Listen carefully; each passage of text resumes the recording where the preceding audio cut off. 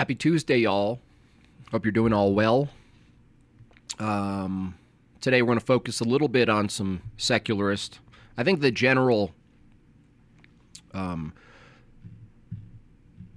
insight is that the secular world is in sort of a desperate state because secularism has to adopt and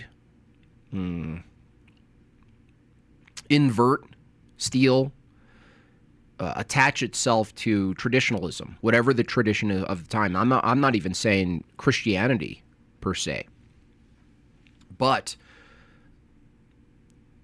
foundations build societies, build civilizations, and then individualism with some decadence and some liberal leeway end up rotting whatever civilization from the inside. And we're pretty much, I mean, there could be more to go, but we're at least at a point in time where the individualistic sort of Enlightenment worldview is showing itself to be insufficient insofar as defending a nation worth living in, a nation worth defending itself. And secularism doesn't offer anything. So in various fields, whether it's politics or theology or academia, it's showing its failure. It's lackluster. People are looking elsewhere. And it's weird because secularists actually believe that with the additional technology and access to information, they think the obvious trajectory is away from religion. And from my view, it's the opposite. That the more you add technology, atomization of human beings, disconnect, the more humans in their nature thrive for it. And what you actually see is the introduction of massive communication technology. You see an increase of counter-religions, cults, online cults, New Age cults, Gnostic cults, starseed cults. It's actually quite the opposite. And you see the same trajectory with basic secularists. They leave their religion. A lot of times it's Mormonism or evangelicalism or some penny position. It's very rarely people leave orthodoxy and start an online counter ministry. And what they do is they create mini churches, atheist churches, essentially. The godless church with the godless purpose of being godless. And now you're seeing sort of their fruits. You look at their fruits. There's nothing to build. They can't build anything because they can't agree on what to build. There's no normative structure for what to build. And they're freaking out. And their whole identity ends up being anti. They're a type of Protestant, if you will. They're anti-religious. That's their identity. Anti-this, anti-theist.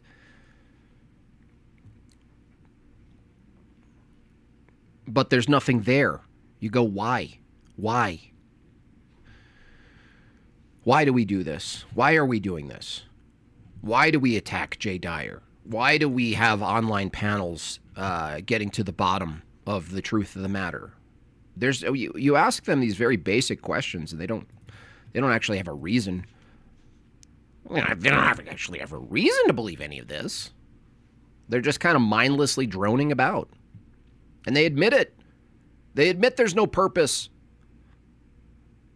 They go, oh, so why do you do this? Why do you believe this? Why do you even engage? Well, because I like it. Okay, cool. That's why, I like orthodoxy. Is it really that easy? Yeah, it is that easy. I don't know why you guys even talk to them about any of these claims if there's no reason to come to the bottom of the truth of the matter. Is this about the debate last night? No, that was, good on Neil. Neil knows he's going to get beaten up. That's what I like about Neil. He kind of knows He knows that he's not going to win, but he tries anyway. You know what I mean? But yeah, there was a section there that Neil was just way too far out into the choppy waters. He couldn't defend it at all. So, good job, Jay Dyer, on that one. Anyway, so that's kind of what I see. I think we're going to see more of this, especially heading into Lent. A lot of, from our view, demonic outlashes. From their view, it's just a normal Tuesday. You know, it's just a normal Tuesday for them. Clicker says, for 20 big buckaroos, my empiricist buddy, who also believes in consciousness, asserts that although there is an immaterial reality, that's a contradiction already, that the trends of science, like Michael Levin's experiment, Lex Friedman episode, will collapse those categories. Yeah, it's category itself. Just even saying a category exists is already appealing outside of empiricism. So prayers for your friend, you know, stay friendly with him. But it's absurd. It gets pretty absurd pretty quickly. You were determined by your purposeless brain to tune into the stream. Yeah. Mm-hmm. So I haven't heard much back, nor do I expect to, from the old Line and Forrest and those guys. I think just from reviewing their little session, 7-hour session on me, it was very clear that their answers are insufficient. And an honest atheist, even someone who holds to evolution, if you were just honest with yourself, you would say, nope, Forrest failed to confront these questions. And so did Professor Dave. There's no owning. It's not even that I, quote, owned them. I just asked them a basic question, some of these basic questions, and they failed to deliver. That's all. They didn't actually get to the bottom of it at all. So, you know, good luck. Good luck. I'm going to review a couple of things. There's this guy with about 20K. He's does another, cliche take on religion. This one is called The Ultimate PsyOp, How Religion Programs Your Mind, Bro. We're going to take a real chuckle at him. That'll be the main event. Reclaimer, our favorite atheist Spurg, he makes a video calling a truth with Phil Bros. He says we have more important issues, so we'll take a look at that short video. That should be very interesting. There wasn't much to review insofar as the monist debate with Neil. Some of it was pretty hyper-technical in, metaphysics. But it comes down to epistemic systems every time. And, not to spoil it for you, but Jay simply asking Neil's, why should we appeal to his criterion for coming to say the collective truth of the matter of history itself? And Neil didn't have an answer to that. And that's an epistemic question, but I like to smuggle in to that question. And why should we, ultimately, why should we even pursue truth at all? Why pursue truth at all is a question that's even more fundamental there, right? There's no good answer from an atheist at all.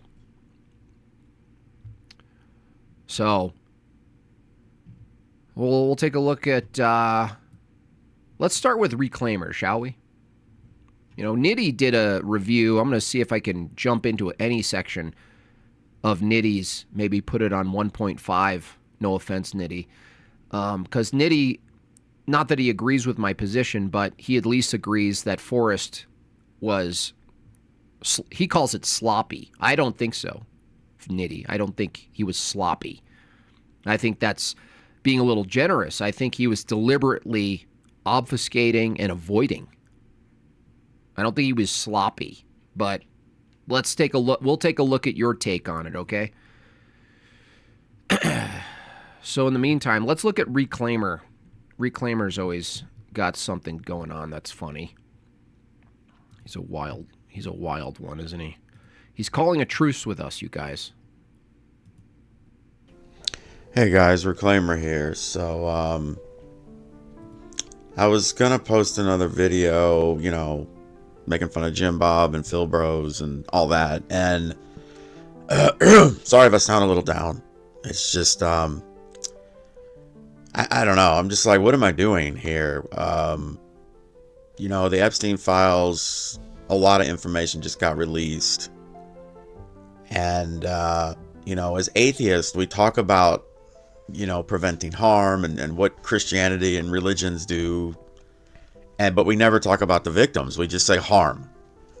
And the scale of abuse going on. I'm sorry. Okay. The scale of abuse going on right now in the world is absolutely crazy.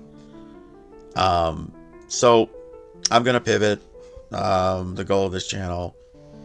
I've paired up with a great organization, SNAP, Survivors Network of Those Abused by Philbro Parents.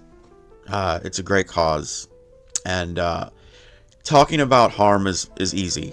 We're gonna show it. Children that have been abused by Philbro parents, they can't use their words, so they speak in their art, in their drawings. And we're going to take a look at some examples they provided me. It's from Snap. And I think this says, more than any monologue. So let's get into it. All right, this is our first piece. And it's very powerful and disturbing. These parents, Christians, they don't understand the harm that you do to a child when you tell them that there's this thing called demons that, possess people, and that they could be anywhere. And that, of course, how do you know if someone's a demon? If they say things that aren't Christian. Really great litmus test. So I guess this child had some homophobic parents that abused them. So we have a demon saying love is love. And of course the rainbow, the gay pride colors are used. So if you're gay, you have a literal evil spirit from hell called a demon inside you. That's just great stuff to do to a kid, isn't it? I mean, sorry, I'm just really angry. This is wrong on all levels, and you see the effect it has on our children. Moving on. Here we have a looks like a gay trans missionary withholding life-saving water until the starving little African kid agrees to listen to. This is one of my favorite that I've done, by the way. This one I'm really proud of. Their pitch. Now, this isn't an art review. I'm sorry. We're trying to discuss how screwed up it makes you in the head when you have fundamentalist Christian Philbro parents to not understand that this is actually what Christian missionaries have done for centuries. They disguise oppressive conversion missions as good work, and they use this to stomp out other religions across the globe. As atheists, we know this, but the Philbro offspring is just ignorant of the world because everything is, compressed into a fundamentalist Christian. By the way, you too can get these memes. Thank you, Reclaimer, for supporting my art. Yes, you can get your favorite made by Jim Bob memes in a little series called Savage Memes, Volume 2, 3, and 4. 1 and 2 are completely sold out. But Savage Memes. There it is. You can get a copy of Savage Memes over at madebyjimbob.com and further examine what Reclaimer here is trying to cover. Doing a good job advertising my work, though, for sure. And worldview that isn't remotely realistic. But of course, when you believe in magical fairies and resurrecting Jewish carpenter, anything's possible. So moving on. Okay, I want to warn you that this next one is just pretty offensive, but again, Offensive? Wait, is that a universal thing? Offensive? Interesting. This is a child that drew this, so let's not, let's not to be judgy, but here's a white person calling a black person about daycare, and of course, the black person is too stupid, and what that is, ha ha ha, he speaks Ebonics. No, it's not a black person. It's specifically a Somalian who's running a fake daycare. Are you completely unaware of what this meme is about? You think this meme is just about the color of that guy's skin rather than there's a massive fraud taking place where people are taking and allocating government funds and not operating a daycare center? Banger, by the way, another banger. Wow, I mean, that's the punchline, I guess. Sorry, shit. This is not an art review. This is not being critical. It's the harm. So what is the harm here? Well, it's the othering of other people and culture. The othering? The othering, says a guy who's isolating Philbros and Christians? Othering? You guys are so low tier. And that's fundamental to Christianity. Their parents, they live in fear of, dark. Imagine saying othering. Can you imagine that was the level of your argumentation? The othering? It sounds like a crappy Netflix horror film. The other, is that a verb? The othering? Dark people, brown people, people that speak different, people that are gay, people that are homosexual, people that are trans. It's a constant fear of the other. And remember the demon. Do you guys have fear of Christian nationalists? Sounds like you're othering. Sounds like you're projecting a little bit. Are you scared of Christians? Othering. So, I don't know if the kid thinks this black person has a literal demon inside him, but his parents have really messed him up. And, yeah, I mean, this is just blanket racism. It's not even funny. It's why would somebody be calling someone about daycare when the person doesn't know what daycare is? But the only reason that any day. This is deliberately dishonest. There's no way Reclaimer doesn't know about this scam, like these scams, not just in those locations, but across the United States. It's impossible that he doesn't understand what this is pointing to. Daycare would call someone as if your child is already in daycare. But anyway, again. The only reason you'd call a daycare center is if your child is already in daycare? What? That's like saying the only reason I would call Best Buy about something is if I was already in the building. Dude, you're so dumb. You're so dumb. This is, it's the harm. What are you talking about? I don't know why, moving on. Yeah, move on. You have nothing. This is hilarious. All right, so sticking with the theme of othering people of other races, that happens in these fundamentalist Christian families. The child is drawing. I guess he learned about the Vietnam War, and his parents told him that there were these bad guys called the Viet Cong, the Vietnamese, and we nicknamed them Charlie. And so here is a Charlie saying, "I am Charlie." My memes are dumb, dude. They can't be any dumber than you. You just said the only reason you would call a daycare center is if your kid was already in daycare. You said that. On a video you put out in public, you said those words. And I'm not sure what the joke is or whatever, but anyway. You don't know what the joke is? There's a movement that's retarded called I Am Charlie, where people are saying, I am Charlie Kirk. In reality, we just went over there, we just decided to go over to a foreign country and murder millions and millions and millions of these people in a huge long war that accomplished absolutely nothing when there was actually not even a threat to us or anyone involved. But, we good because we're white American Christians. They bad because they're not. That was not the meme. That wasn't even the purpose of the meme. Holy moly. It's hard maxing for sure, man. There's no way Reclaimer is above 80 IQ. It's impossible. All right, looks like we have an evolution proponent wearing the progress of life, the Darwin little evolution shirt, and he's making fun of creationism. Really, from the rib of a man? So, this is funny. I can't wait to see what he does with this one, you guys. The Uttering 2 coming to theaters near you. The Uttering. You're uttering, people. Children, when life isn't going your way, you love this fairy tale that makes you feel special. And That is a fallacy. That's psychologizing. You know, most of us You need to buy these books? Yeah, definitely buy the books, you guys. Show Reclaimer that his advertising works by buying Savage Memes. Savage Memes. There you go.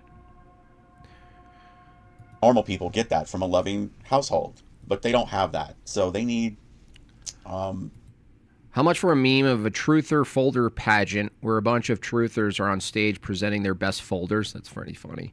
That could be a cartoon, animation. The left can't meme. That's true. this fairy tale in their heads that a magical Jewish sky daddy thing created them specially just because they loved him. And, you know, that gets you through life, especially when things aren't going your We do. We ship all over the world. That's correct. Stop othering others. These other guys are othering people. Hey, you guys, these other guys over here are othering people. We got to stop them. Please tell me you're making a Tard Maxing shirt. That's funny. way. There's a you know, Yahweh is up there and he loves you. You know, why isn't he saving you from getting your ass kicked? What does it have to do with the meme, dude? The meme is pointing to the hilariousness of making fun of someone, saying there is a supernatural account for life, and yet you think you came from a lizard. You're not even addressing the meme, dude. Every day and other things. Yeah, you know, who knows? That's just mysterious ways. But evolution is definitely false because you're specially created by the God. No. I never appealed to God to debunk evolution, Reclaimer. You're such a liar. Why do you lie? Your dad hates you. You know, the Philbro abusive I would be so disappointed if I was Reclaimer's dad. I mean, I would be at church all the time, like every day. If Reclaimer was my son, oh man, Lord have mercy. Parents takes him to church every Sunday to learn about, and then he gets back home and just gets abused, and God does nothing ever. He's silent always. But yeah, it's evolution. That's ridiculous. What do you mean? Evolution? You could make an argument that abuse is selected for. What are you talking about? Look at, I mean, just these. That's why this charity is so important. I mean, these kids are messed up. And yeah. Breakfast Tacos, as the Pope of atheism, he renounces this atheist claim that the only reason you'd call a daycare center. Well, thank you, Breakfast Tacos, for admitting that was a really silly thing for him to say. And it's time for real solutions to problems, and that's what us atheists can offer that Christianity cannot. Really? You forgot to list the solutions, Reclaimer. You kind of skipped that part, didn't you? You kind of skipped the part where you actually not only offer solutions, but establish objectively that there's a problem. What's the problem, Reclaimer? You've missed two parts of that. But thank you for advertising my memes. I really appreciate you for that. You're doing a great job. People are getting it. People are buying the books. People are understanding. Moving on. Okay. That's what I thought. That's what I thought, too. I thought that, too. Moving on to something lighter, I guess.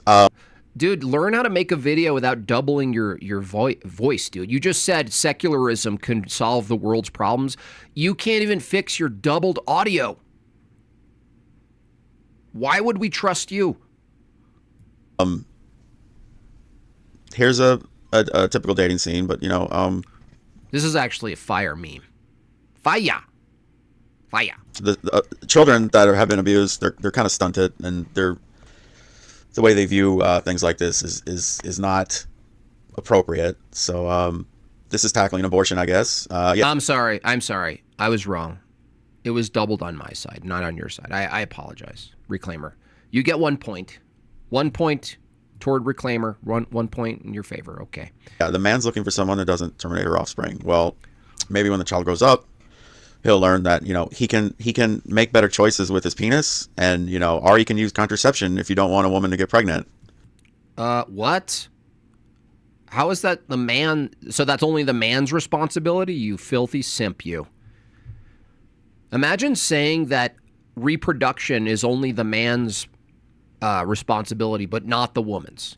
Hey, if you don't want to get pregnant, man, then use contraception. Dude, do you know, Reclaimer, that if a woman does get pregnant, the man ultimately has no say? And guess what?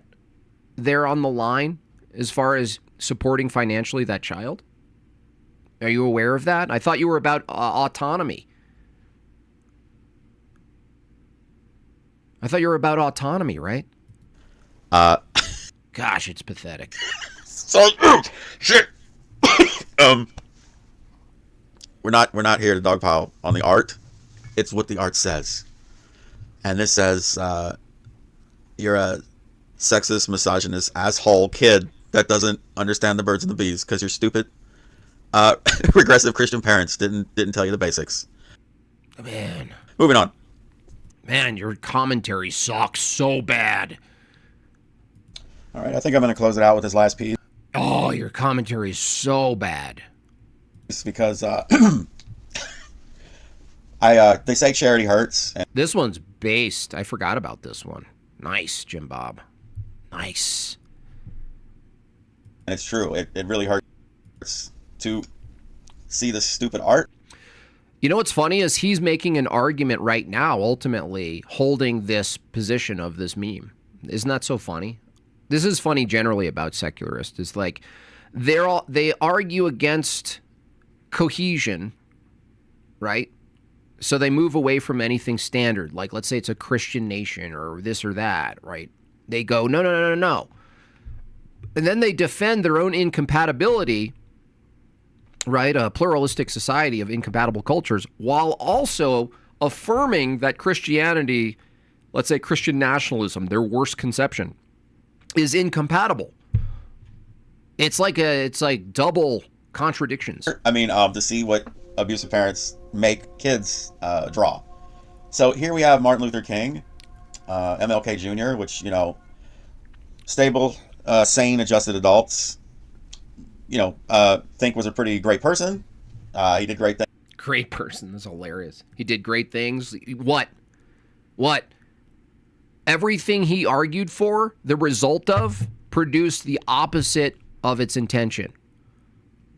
If you measure between pre-civil rights, right? Black Americans adopting a almost fully welfarism state, full, nearly forced assimilation, right? You look at the results, terrible. Honestly, Martin Luther King Jr. was perhaps the worst thing for black people in America. Perhaps the worst single person for black Americans.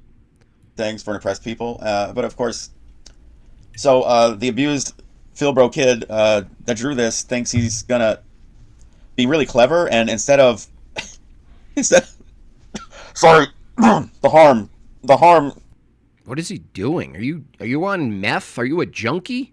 Is making me choked. So they think nobody will figure out how racist they are if they just say, no, it's a difference in cultures, right? Excuse me? So wait a second. Are black people racist when they criticize white culture? What are you talking about? What are you even saying? Do you even know what racism means? These people are nuts. They're nuts. Massive super chat. Reclaimer effect in place. Josiah says, the Reclaimer effect in place just inspired me to send the super chat and buy your book. Thanks, Reclaimer, for helping support Jim Bob. Thank you so much for that, Josiah. And thank you, Reclaimer, for helping me push my messages out, my memes out, pushing my books out. Savage memes. Savage memes. There we go. You got to really say it. About incompatibility of cultures. And who are all the incompatible cultures that they don't want to come to America? Oh, they just happen to be black and brown. But No, that's incorrect. There are black people at my Orthodox parish. They're compatible with my culture. So that's not what makes people incompatible. Reclaimer. You're not a good thinker. Christian nationalists. There are people who aren't Christian nationalists who see the problems with MLK. So you're not a good thinker, dude. You should be removed from society. That's a coincidence, right? So here he's saying, I have a dream.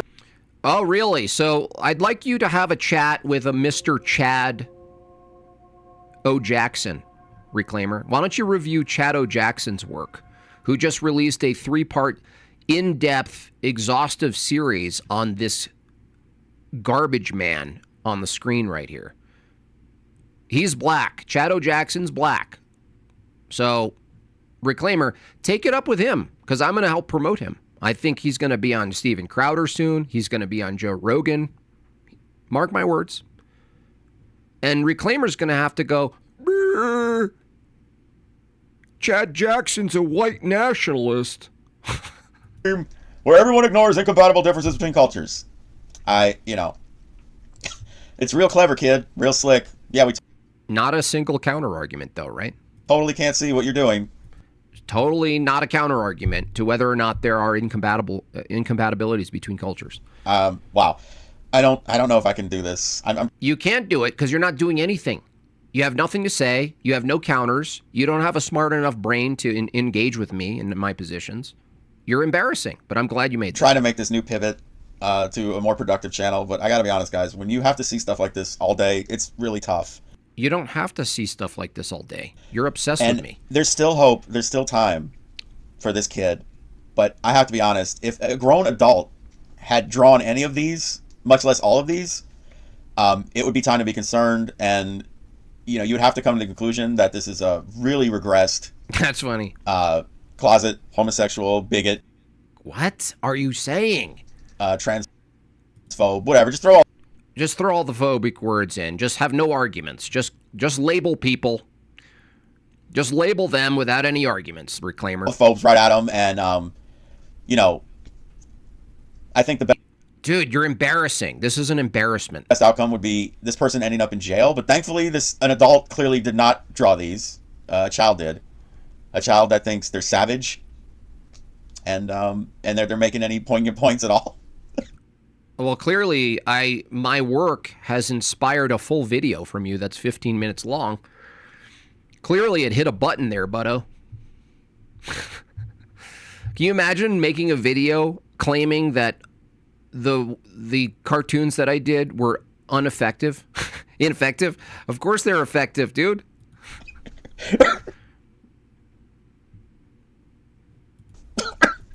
You're giggling. You're literally giggling, and you just made a full video showing my work to the world. That was you. You did that. You just produced $200 for me in a matter of 5 minutes, Reclaimer. Do you understand that? So, please help Snap. If you want to donate, it's 1-800-666-6666. That's 1-800-666-6666. Wow, creative. Wow, super creative. Guys, I think it's time to just stop the bickering and focus on the victims and where. This guy. And the thing is, he's trying to be funny. So it's like, I wish it was funny. I wish it was funny. I mean, his email to me was funny. Like, the long email was kind of funny. But, so there's that. Okay. Now, when you get to mine, 738 is when I start trying to engage with the arguments. You can skip. No, I'll take a look at yours. Because at least if there's atheists who are evolution proponents like yourself, at least being honest in commenting on the failure of these people to answer my questions, at least there's something to say there. At least. But before we do that, Nitty, we're going to need someone to send in a Vagine super chat. We're going to need that immediately. So, I need to test something. So if you can, someone, a $5 or $10, whatever. Reclaimer's our resident schizo. He's wild, dude. I mean, not a single thought. Not a single coherent thought. I mean, literally said nothing, refuted nothing, just superficial, just yelping from the highest nosebleed section. I mean, it's bad. It's bad. Bad. This is a nasty gibbon. He's a nasty little gibbon. Get into the nitty gritty. Oh, there's a Vagine. Thank you, Vagine. Test. Shut up, Vagine. The use of Vagine to read superchats is misogynistic, and a use of a stereotype that denigrates people of Indian, Pakistani, etc. descent. That there's something inherently funny about the way that they speak, the way that they dress. And it's not just the reading part that's the problem with Vagine. It's how Jim Bob interacts with Vagine. I can't talk right now. I'm in the middle of dropping a clade. Shut up, Vagine. Maybe we'll catch this more as people super chat. Thanks again, Nitty. First, thanks to Reclaimer for getting me a quick $200, to my existence, to my life, to my house, to my kids. But now Nitty just adding on to the Vagines. Now that watch all the Vagines come in. Gene reads them. But it's not just that there's some inherent humor in how Vagine speaks and looks, but Jim Bob will yell at Vagine. Jim Bob will ask very angrily for Vagine to shut up. What conclusion are we supposed to draw from treating a person that is speaking differently, looking differently than Jim Bob, and that they get to be the target of his ire when he's getting a gift from his community? What do you guys think? Nitty, in all fairness, did you know Vagine's not a person? Did you realize that you just referred to Vagine as a person? Give AI rights. Do you realize that you just did that? You just criticized me as if it's a person. That's like you've just made it impossible for you to admit that you watch South Park. Do you watch South Park? Do you enjoy South Park, Nitty? Oy vey. It's funny. It's called a bit. He's like, why else would you yell at this person who's not a person? Because it's funny. Right, This Vagine? dummy is a terrible white knight. He probably fell off of his horse right after riding out of the gate. Is he saying I'm not funny? That is absolute nonsense. Yeah. I have a really funny face. That's and right. I like to play with cow doo-doo. That's right. I'm hilarious. That's right. He's also being racist against you. He's assuming that there's no other value you could hold except for talking funny. Well, little do you know, Nitty, that some of the most insightful commentary on my channel comes from Vagine. Most insightful commentary.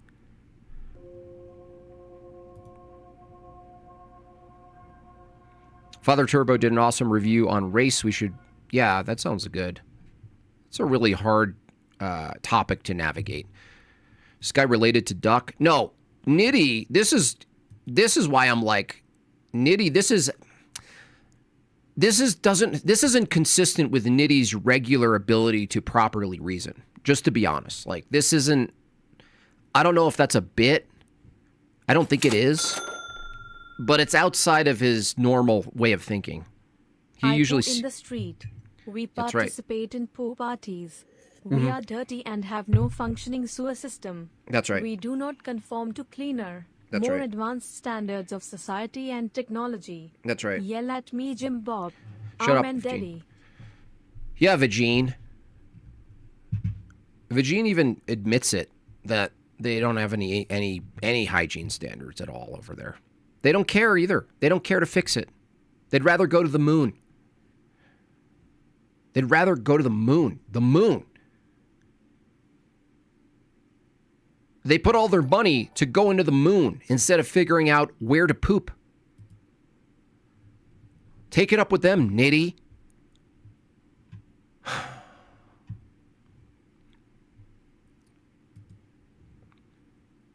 We went from tone policing to entertainment policing. I guess he can only approve how you can entertain. Yeah, there's no other reason. Right? There's no way. Like, look, South Park is huge with atheists.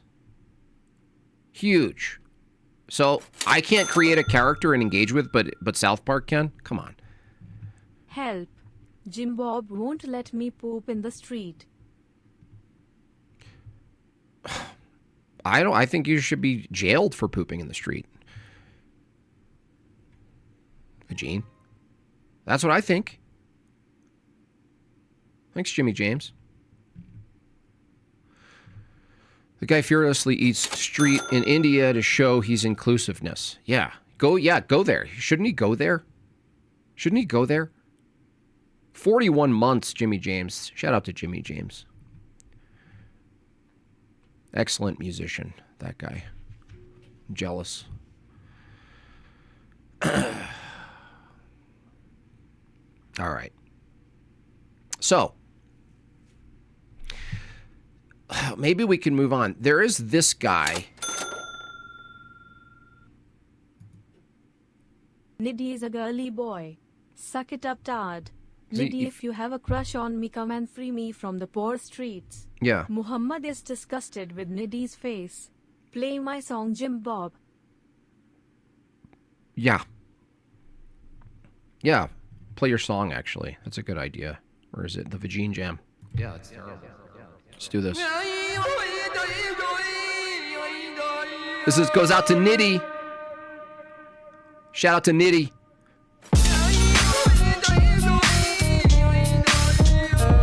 Look what I can do.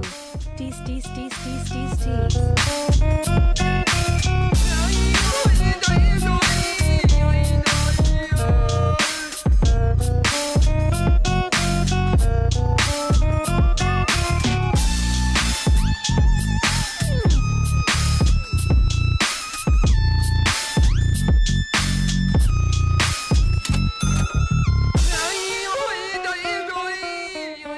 What is wrong with my face and my clothes? Racist bastard. And the Yes. psychologication of my relationship with Yeah. James. You don't know a thing about? Yeah. Seriously, I give her so much money. She takes a percent of all these. And who said her clothing was funny or she looked funny? Guess who said it? Nitty. Guess who said it? You said it. You said it. It's like Forrest Valkai when he was like, this is oddly sexual. Thanks for letting us in your mind, freak. So yeah, the question is, should we go to this guy? Oh, the Vagines keep coming in, though. What do we do? We may have a problem with poops, but at least we have nukes. You do? Do you have nukes? No, you don't. All right. This guy, I didn't watch any of this. Actually, this is the main event. Let's go to... Okay, this is Nitty. Okay, what did he say? 7 minutes? 8 minutes? Okay. So Nitty's gonna not defend me. He's not defending me. He couldn't possibly publicly do that without getting abandoned by his cult. He couldn't possibly make that statement. But he's going to at least claim that Forrest Valkai was insufficient. At least. Please. At least. Admit it.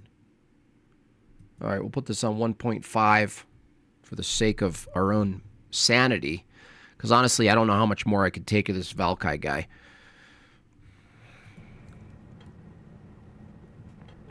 Okay, he's working out his audio still. This. Okay, working out his audio. Mac.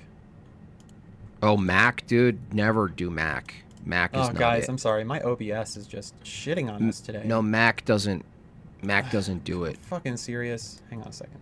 Mac is terrible. Let's just add it again. Audio. Okay. Mac still doesn't pick up desktop audio. What the fuck? Guys, I'm so sorry. Oh, there we go. Let's see if this fixes. Bro, determine it. Bro. Did we get it? I think we got it. Sorry, I wasn't listening. What? Hi. I can do He's getting nervous now. You weren't listening? I asked, how do you determine? How do you determine it? Yay! Cool. It's a fair it's question, echoing, right? You're right. So. Oh, I wasn't listening. Gosh, Forrest About Valkai is such a that? douchebag. It's still better than Reclaimers, It's definitely, usually- already. It's one of those things that isn't incriminating, but it Better. sure sounds incriminating. I'm keeping Yeah, I this know the one, mechanisms. and I'm definitely keeping this one. I do encourage people to call in. That one's going to be on my soundboard for the rest of my fucking career on the line, I'm telling No, Bob, you've been immortalized. Congratulations. I was going to say something at some point in the show. Are we good? I'm not echoing anymore. Did I fix it? Did I fix it? No I can't echo believe now? that's nitty on Echo. 1.5. Whew. Echo, Help echo. us. I need your feedback, Help chat. us. I need an interactive chat. We got 8 of you watching. Come on, chat. Help Respond us. from time to time. So Nothing wrong with what Jim Bob has just asked here is a combination of our previous two lessons, our previous two calls. How do you tell when natural selection is acting, and how do you tell if it's acting on humans? Are humans still evolving? Are we still under natural selection? We can test whether or not humans are under natural selection or not using our basic equations and basic calculus. Nope. Well, that's just Nope. an assertion. That's not an answer. Calculus and equations are tools to describe. Maybe We're what asking- I'm after is further in. That's something that's describing that they're nasty little gibbon. Nasty little gibbon. We're Sorry, already guys. You're going to have to bear with me while I'm trying to find exactly looking what I at want to respond to. when natural selection is no longer These streams the are case. long as fuck. It doesn't tell me how you know this. They don't want to answer this. Oh, you got to hear Vagine now, Nitty. Okay, just so you guys understand it. In fact, I'm gonna actually, I won't kill you guys. Maths use the maths by putting it at slower speed, but I want you guys to, how many people we got here. Eloquent, right? Watch what he does. I won't Here we even go. poison the See. well. Watch what he does to this question. And what they do. So we're skipping over, like, he mentioned random mutation, and you see this misunderstanding over and over where he thinks that entire organs are the response, are come from a single mutation. Well, I'll interrupt there. No, nobody said that, you creepy, greasy gecko. So they do That's good. like to make fun of each other, come up with nicknames to torture each other. Okay, that's going to happen a lot while we do this. Nobody said that. I never said that. Random mutation, generally speaking, that means plural. Random mutation, that process. I never said a single random mutation. You lying, greasy gecko. Just want to correct that, because I don't want the lie to go. No one said that. You're a liar. You're demonstrably a liar. And that they just emerge from whole cloth across an entire population all at once. But even just setting aside, like, we don't Hold on. Vagine has to say something. Everyone stop. Jimmy is a good man. That's right. Before he found me, my only source of income was writing scam research papers about the benefits of eating poop. That's right. Yeah, you should be thanking me, Nitty, for putting these people to work. have to worry about, which is 4 mechanisms. We don't have to worry about genetic drift with this one. We don't have to worry about gene flow with this one. We can even just set aside for a second natural selection and just talk about what mutation is and what it looks like. Yeah, watch this non-answer. Watch this. Right? It's important to remember that genes do stuff. Do stuff. Wow, what a science communicator. It's important to remember, kids, genes do stuff. Well, he's trying to communicate to a lowest common denominator, so I don't know what we're going to... Are you kidding me, Nitty? Really? That's your cope, Nitty? L's in the chat for Nitty. L's in the chat for Nitty. No, dude. Genes do stuff is not an answer. That's a platitude, bro. That's a bumper sticker. Nitty's like, well, yeah, I mean, Jim Bob's asking a really good question, but you just got to understand, right? Lowest common denominator. Not only is that a backhanded insult, but it completely defends his obfuscation, his avoidance to the question, dude. No. Calling everyone stupid, Nitty, it doesn't solve the problem for you, buddy. We're going to say there. Say it like I'm at a Tonka truck competition. Maybe I won't have to explain that. And they don't do stuff all at once. And they don't all do the same thing. And they don't all do the same stuff in the same tissues. Remember, Jim Bob, that you have the same DNA in almost every single cell in your body. That means that the DNA in your eyeballs... See, the reason Forrest doesn't debate is he only has teacher mode. He only has Nickelodeon teacher guy mode. That's all he has. He's Blippy. He's evolution Blippy. Thanks, Vagine. We appreciate you. We don't like your culture, though. The same as the DNA in your bones. So why aren't your bones made of eyeballs and why aren't your eyeballs made of bones? It's because there are mechanisms in place that allow certain genes to be activated at different times in different tissues under different... Forrest is not wrong. I don't know why you're shaking your head. Anybody? He's describing something that doesn't matter, dude. What do you mean? I'm not saying he's wrong, Nitty. I'm shaking my head because it doesn't answer the question. Anybody answer yet? Anybody? Different circumstances in response to different stimuli. We can get into it if you want. We can get into it if you want. Yeah, that's what the question is, Forrest. That's what the question was. Me asking you, explain. I already granted you that genes do stuff. I already granted that. Genes do stuff. Cool, yeah, genes. They instruct behavior. They do stuff. Cool.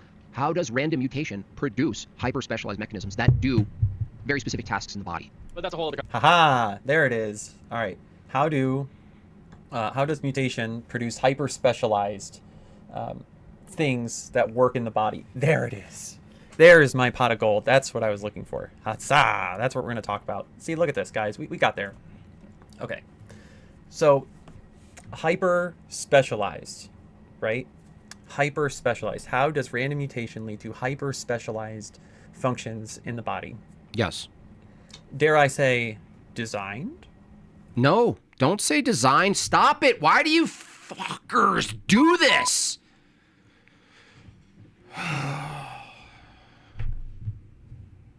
So disappointed in you. I just get so mad. I just get so mad. I just get so mad.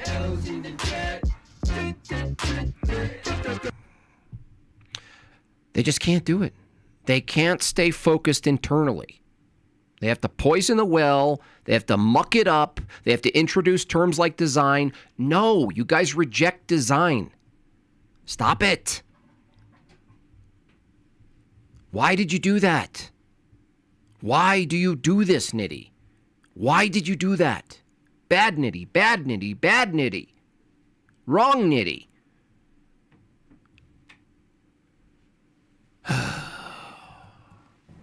So, no matter how many times I've listened to Jim Bob protest about... More meta, not answering. It's like someone who's in the police station and you're like, give me an answer. And he's like, well, it all started when I was at Kmart. That's not an answer. It's like anything to give them more time to not answer my damn question. So frustrating. Leaving Mormonism, glory to God, a bit lost in the wind, separated with 5 kids. They are all staying Mormon, looking into EO. Will any branch do? Go Eastern Orthodox. Yeah, Antiochian's fine. Yeah, go to that one. Yeah. I'll pray for you, Anthony. Prayers to Anthony. You know, there's hope, dude. Don't worry. Don't lead with worry. Your concern is the truth right now, and so that's beautiful. It's hard. It's difficult. It's going to be difficult. But, you know, start attending, start participating, stay, talk to your priest, talk to parishioners, tell them all where you're at, what's going on, you know, and keep in contact with us as well, Anthony. Thank you for letting us know. How many times I've heard Jim Bob protest evolution? The same kind of question comes up, right? How does random mutation produce these highly specialized functions for a body? Why do you think that comes up, interaction Nitty? With the environment? Yeah, why do you think that comes up, Nitty? Okay, let me try and explain this the way that Nitty interacts with this argument. It's not an argument, Nitty. It's not an argument. I'm a 7th grade dum-dum. Nitty's the teacher. I'm confused about this. How does random mutation, unpredictable mutation, right, build? Even that question, even the question has a problem. Jimothy Bob, I hope you are doing great. Who's worse, Mormons, or these people. These people. Thoughtful These people face emoji. These people are worse. The question of something being random and unpredictable, but you isolating it as the cause to produce an arm where an arm didn't exist before, is a contradiction. Nidhi, I used to work at a call center and call low-T guys like you all the time to scam you out of money. I never get to speak to a man like this. In my country, you would be immediately married to a 58-year-old man because you're clearly a woman. You'd be in the street looking for peanuts amongst the turds. But Gene, look, I was the bigoted one. He was defending you, and now I have to defend him. You're not making this hard. I mean, easy. Highly specialized is probably... No, is the wrong language to use. Really? So a liver doesn't specialize in what it does. The brain doesn't specialize in what it does. The olfactory doesn't specialize in what it does. Bones, muscle, heart, lungs. Nidhi, are you seriously doing this? Is this what you're doing? Oh, specialize is the wrong term. I don't know. When we look at the human body in its intricacy and all of the things that it does, and we claim that when we isolate, if it's not functioning properly, we're actually appealing to something that does something hyper-specialized. So when you go to the doctor and they say, hey, this thing's failing, the statement, this thing's failing, assumes that it has some specialization, and you're denying that it has specialization.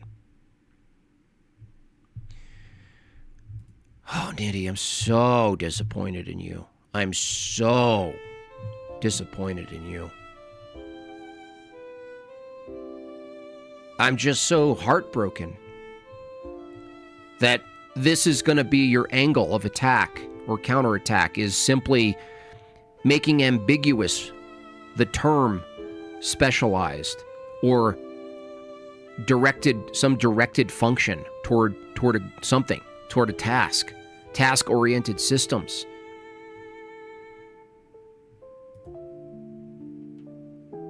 That's right. That makes me sad inside. But nonetheless, let's see where he takes it. Correlate. Well, you haven't made it to attempt a clarification? Okay, here. Here.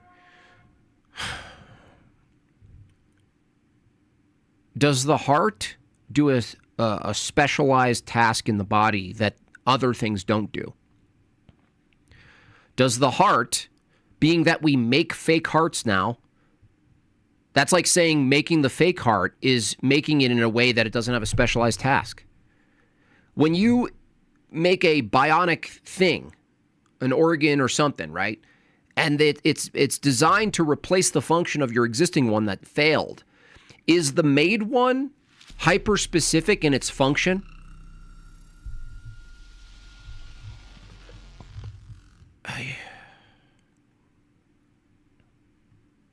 This brain isn't specialized because it can't be used as a doorstop. That's what's so frustrating, is that Nidhi is appealing right now to his brain, assuming his brain has a specialized function to reason. Do you ever think about that, Nidhi?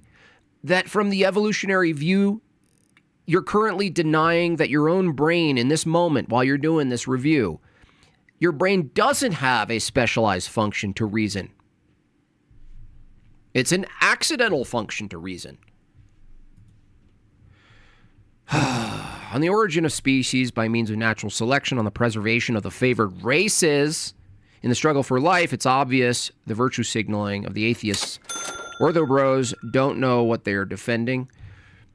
Well, careful with the shame. Forrest might accuse you of wanting to diddle the guy. Right. Yeah, the history of evolution, human zoos, there's even terminology they had to destroy and change in the early 20s because it was so explicitly racist. I mean, racism would be the entailment of evolution. And that's what's so funny about all this, is they're like, these Christian racists. You're like, you believe you're an ape, dude. You believe that there are people perhaps more advanced than other people. The liver dreams of doing and thinking one day a bit more time. Creatively fit. How does random mutation produce what is what the organism is doing? See, he's trying. Look, he's having such trouble with this. I had the same questions for my AVO professors in college, and all they do is feed you more stories. Yep. The lack of clear answers helped lead me away from evolution. Yeah, thank you, Vagine, for that. So, Nitty, thank you for doing this. It really does put you on the spot here, and you knew it, right? You knew this was coming. But watch the trouble Nitty is going through to try to use language to avoid correct purpose, correct function. Listen to what he's saying. Highly specialized is the wrong language to use. Correlatively fit. Correlatively fit, meaningless gibberish. Correlatively fit. Is that a universal for all of the things you're pointing to? Correlatively fit. When we say the liver, universally, for a human being, for a vertebrate, when we say the liver and what it does, is it true that what the liver does in the body is a specific function? Or is it just correlatively fit? How does random mutation produce what is What? Huh? What the organism is doing? What? No, wait. No, what the organ is doing. We're being specific. The organism relies on its apparatuses that it has embedded in it. Many times, the absence of one collapses the entire system, like the heart or the brain or certain appendages, right? These guys are all over the place. It's like what they have to do in their mind to escape the corner they're in. We're watching it in real time. That maintains its fitness. I'm hopefully I'm getting around the edges of this correctly. No, you're not. You're avoiding. You're going to the edges. You're not going to the core. Okay. I'm not a great science communicator, right? I'm not an expert in the field, but what this is going to come down to is an argument about language. No. That's such a cop-out. It's really simple. Here, Nitty, you're in the chat. This isn't an argument for language, okay? Right? Does anything in biology, in your body, is it possible for it to incorrectly work? Now, listen up, you guys, because this is a complete undercutting defeater to the evolution proponents' epistemology. Now, I'll show you how we get there if Nitty actually partakes. So, Nitty, is there anything in the biological system that has the capacity to incorrectly operate, that it's dysfunctional, that it's not working properly? Is it possible for something in biology to not work properly? Now, seeing how Nitty's participating now in this video, it's very unlikely he's going to actually answer this question, because he's going to go, well, I just reject the whole entire language you're using.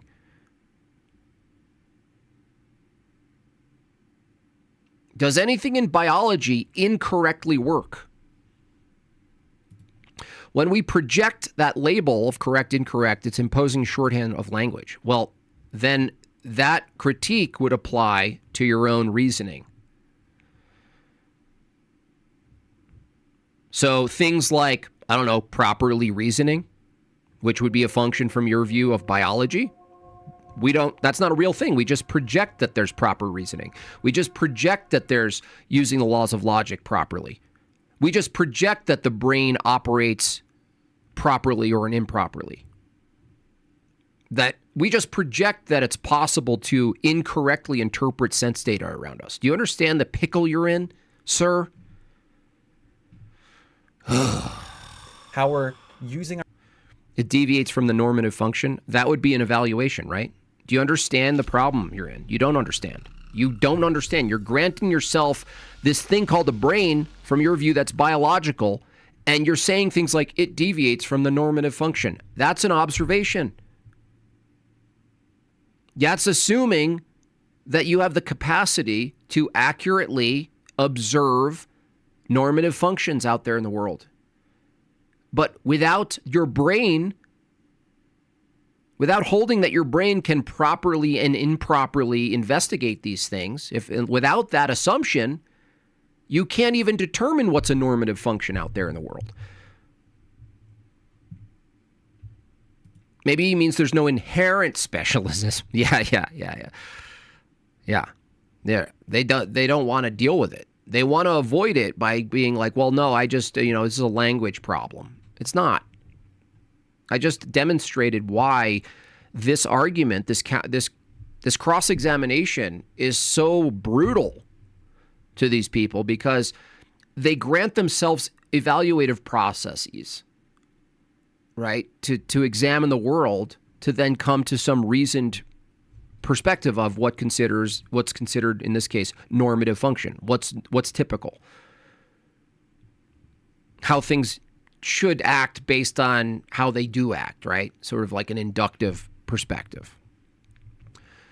And then you ask them, well, I'm sorry, bro, but to come to that conclusion about the external world, you're already assuming that there's a proper and improper way to interpret things, that your brain could actually fail you, that there is an external world that's operating a certain way, and then your brain has to operate a certain way as a precondition correctly for you to examine accurately and describe accurately the external world. So this would be true of coherency and correspondence theory of truth, that this is a necessary component. But what they argue about evolution, denying specialization and purpose of these items in your body, denying that there's an incorrect or correct way for them to behave, denies your own reasoning. They're like, no, it doesn't. I have my reasoning. Wow, you just opened my eyes to another issue, which I forgot about, Chaw says, which is the hyperspecific function of organs, often depending on the hyperspecific function of other. Yeah, the mereology. Yeah, that's even worse. Someone brought up mereology in a chat yesterday, as if that doesn't make the position worse. The interrelatedness between these things with functions. Our words to express the phenomena around us. How we're trying to communicate the observable phenomena we call evolution. All right. So my fingers are not highly specialized for a keyboard. Okay. They currently, in my environment, what is fit for me in this environment is that I employ these phalanges to hit keys. I'm the monkey at the typewriter, guys. It has nothing to do with the keys, dude. It has nothing to do with them. The function of your fingers doing anything includes being able to use the keys. But the functions of your hands, they have functions, right? The question is, can they improperly function? That's the question you're still not answering. Why? Why can't you answer it? Because you know if it applies to your own mind, then your epistemology is gone. The keyboard's specialized for the fingers. Okay? They're not highly specialized for a bunch of things that our fingers do. Okay? Some people's fingers are really good at doing some after-hours stuff. But Why? Every time, you guys. It's like you can't talk about anything without talking about sex. Like, why is that? Like, why is it always the same? But they're not highly specialized for that thing. They are traits of an organism that are employed for it to use its energy to get more energy in its environment. Cool. Can that improperly function? Still the same question, Nitty. Can it improperly function? That's a goal. Use more energy, transfer energy. That's a goal. That has a direction, right? That's the thing in question, right? Does it have a direction? Can it improperly do that? Can your eyes improperly function? It's really simple, and you're not answering it at all. You're just changing the way in which you're talking about it. You're not actually engaging with the question. Can your brain, Nitty, improperly function? Or to, This is a trap question. This is a brutal trap question for the materialist evolution proponent. Can your brain improperly function? They have to say no from the evolutionary view. If they say yes, they have to then abandon the current philosophy of evolution. Because, listen closely, if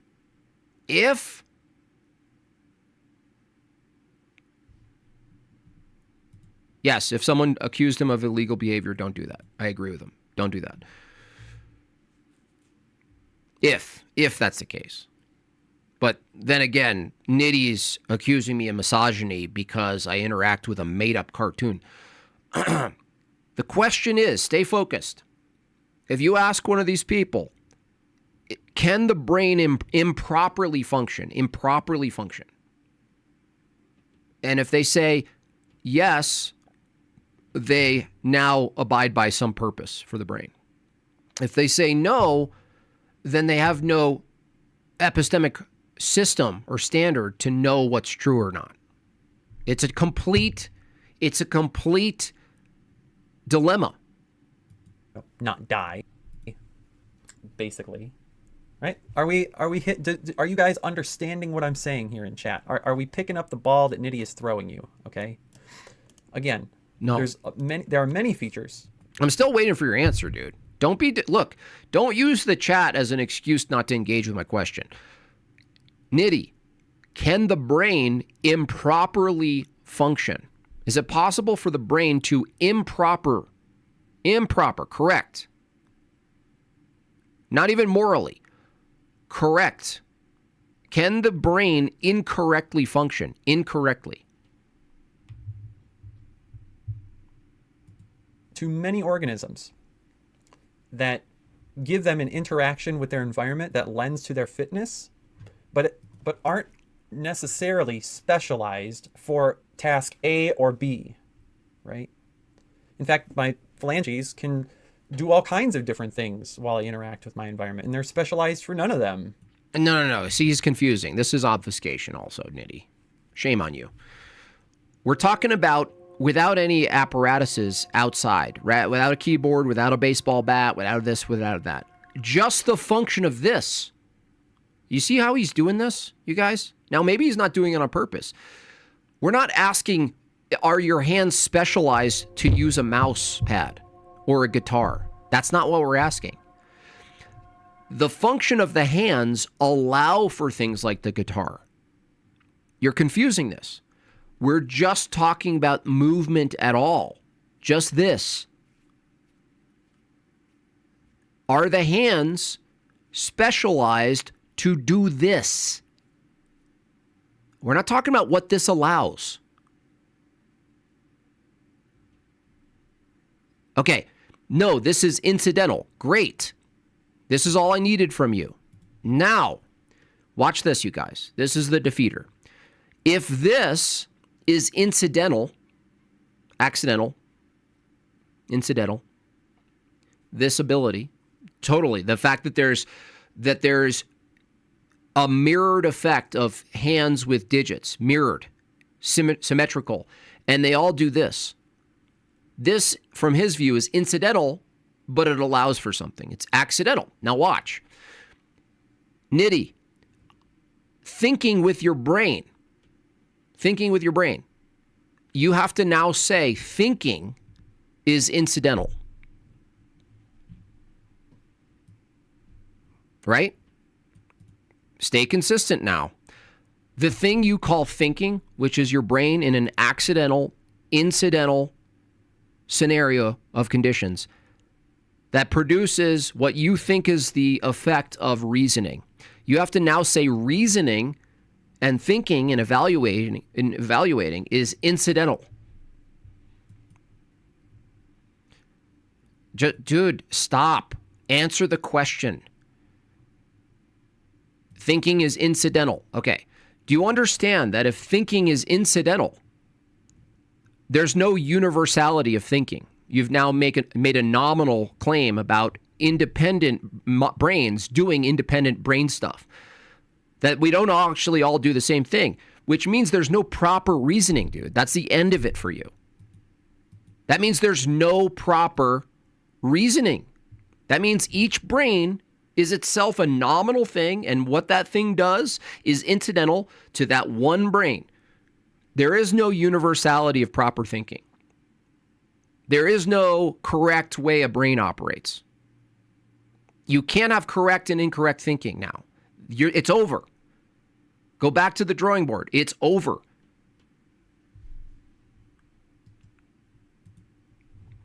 Now, if you're an honest philosopher, you'll think about this. You have to think about this, which is kind of ironic, being that when I say go think about this, it assumes that there's some intentionality of you being able to properly reason, but you're denying it. So even me saying go think about this is silly on my part. L's in the chat. I'm a nominal fallibilist. Nope, you're not anything. You're a fixture. You're a biological fixture. There is no you, dude. You fundamentally don't understand the entailment of where you're at. There's no you. You saying I am this, I am that is incidental. You don't even know that to be true. There's no you. Stop saying you claim anything. A claim itself is an incidental epiphenomenal effect of your brain, of the brain, not even your brain, the brain. There is no you, Nitty. There's no I am, I understand. There's no you understanding. There's no you coming to the conclusion that you're a nominal fallibilist. You don't understand the entailment of what you just said. You don't. Clearly, from your answer, you don't know where you're at. You really don't. You haven't thought about it. You haven't sat and gone, wait a second. If everything about my body as a reaction to previous causes is merely accidental and incidental, then my own brain of what I think is thinking and coming to conclusions about stuff is incidental. There's no epistemic standard for you to appeal to because it's all a nominal brain doing a nominal brain thing. There's no universality of proper reasoning between brains. And you're like, yeah, that's fine. No, it's not fine. The entire premise of psychology, psychiatry, neurology is that the brain has a proper function, right? Yeah, they're inconsistent. They're all inconsistent, all of them. They're sophists. You try to be consistent. No, that assumes that being consistent is aligning your thinking with the laws of logic and proper reasoning. Do you understand? You don't understand. When you say, I try to be consistent, that means you trying, there's a you with some intentionality, which you can't have under your nominalist incidental view, first of all. You don't have an I. There's just an it. There's no observer properly observing anything. You saying, I try to be consistent, assumes that you have access to a proper mechanism of thinking. You don't. You just denied it, dude. You're not consistent. You denied that there's a proper way of thinking. You just don't want to deal with it, apparently. It's frustrating, dude. It really is. Right? You think, like, human... Yeah, consistent with what? Its own nominal nature. How could it be inconsistent, right, Odie? Hey, dude, if you're a nominalist about your own brain and its function and everything's incidental, there's no such thing as inconsistent. Your brain literally does exactly what your particular brain does. That's it. There's no such thing as inconsistency. Consistent with what? A thing that's not your brain? It's over.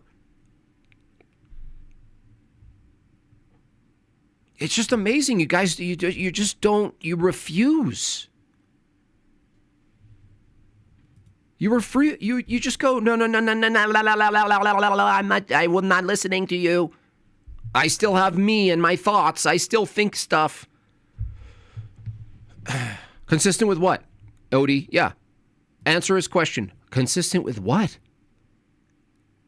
Everything that your brain does, the brain does, that you call nitty, doesn't exist, that identity, by the way, is consistent with its own nature of what it's determined to do. That's all you have, dude. There's no such thing as consistency. That appeals outside. That appeals to universality, laws of logic, reasoning. You just deny that that's a thing. Fingers like were selected for their expedience of typing things on a keyboard? Fuck no, right? Could they be? Could you be selecting a mate for their ability to type a phenomenal? Honestly, there's nothing. Actually, everything he's saying after this, it actually doesn't matter. It doesn't matter if you don't engage with your own defeating epistemic system. If you don't actually confront it, you being here, you talking, you doing videos, you examining philosophy, all nonsensical, completely nonsensical.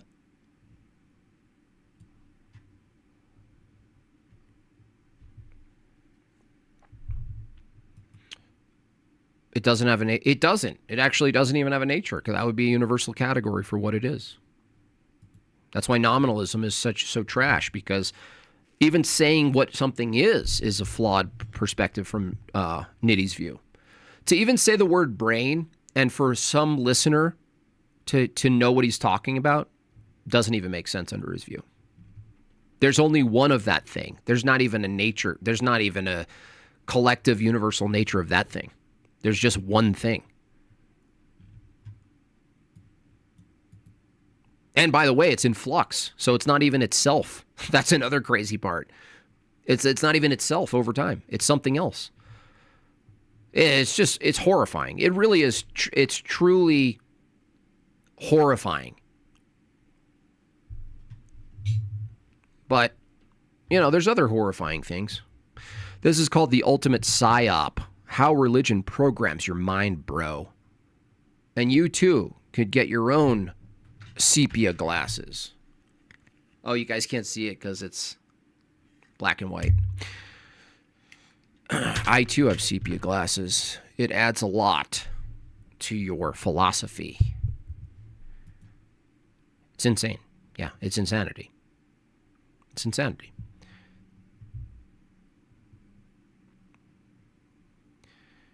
Yes, we're making snapshots. You don't understand, dude. You still are using something that you assume is properly apprehending something called a snapshot, dude. It's over. It's clear that my chat understands how it's over for you. You refuse to engage how it's over. You're still granting yourself, we have snapshots, we do stuff, we apprehend truth, we map things onto reality, we have models in our head. You fundamentally don't understand that what you just said, being that from your view, from the evolutionary view in general, that the brain, the single brain, not even the universal, not even a universal, you, the brain, that brain in your skull is incidental. Its very existence is incidental, and what it does is incidental. There's no proper way to make a snapshot. You have no access to that, dude. Studying the Bible, teaching the Bible, praying, fasting, going to Christian schools, hanging out with Christian people all the time, going to college to study to become a pastor because I wanted to do that. I thought that was my calling. I thought God was calling me to do that. After all of that, I got to a place where I changed my mind about pretty. And by the way, that's the same exact thing that Dummy Dave said. I use my brain. You are your brain. That's like saying the brain uses the brain. Chat keeps asking for certainty, and I won't claim it. There's no you, dude. Stop saying I. All we have. No, you don't have semantic bridges. You have nothing. You have no pragmatism. You have nothing. There's nothing you have. You keep thinking there's a we and an I. You don't even have that. You don't have semantic bridge versus a non-semantic bridge. You don't have pragmatism. Pragmatism assumes that you have an accurate conception of the external world and how it operates. That assumes you have induction. You don't. You're not dealing with the consequences of your position. You're not being consistent at all. Pretty much everything I grew Shame. up believing, and started deconstructing, and eventually I walked away from the faith and started this journey of self-discovery or seeking truth and open-mindedness and curiosity, and Sounds sad about it. it led me to where I am today. Despair and sadness. And something that I get asked often is, hey dude, like what the hell happened to you? What started this questioning? Why did you leave the tradition that you were brought up in and you were so dedicated to it? And yeah, that's the truth. Like I devoted my life to my faith and I was absolutely grounded in it. And I would have never dreamed that I would eventually walk away from it. So what happened? Well, the answer to that question is why I'm making this video, because the answer is very important. And it could potentially help you and lead you into questioning some of the things you believe. And it does. Yeah, it would help you. Help you what? Deconstructing. I'm going to do a deconstructing video. Honestly, I thought this was going to be better. I can't even do it. I honestly can't do it. This happens a lot with me sometimes, though. It's like I can't do it. I walked away from the faith. You slithered away. It's just brutal. Listen to these people and their struggle sessions. It's so horrifying to listen to. Weird that they always seek truth after abandoning their stand-in for said truth. Yeah. They're free. Well, they're liberating themselves. They have their own liberation theology. Imagine being so committed to denying God, that God exists, that you're willing to throw out your identity entirely. Well, then, Mr. Gabe, it actually becomes that that their identity is denying God, actually. Like, so they never actually get rid of God. They deny God, and that becomes their identity. Not all atheists. A true atheist who's apathetic, nihilistic, they don't actually think about God. They're actually in a worse spot. So the insufferable atheists who are fixated on God, they're actually in a better, from my view, I could be wrong about this, but from my view, they're actually showing that they still have a commitment. The scary ones are the ones who are truly deadened. They're not participating in the protesting of God.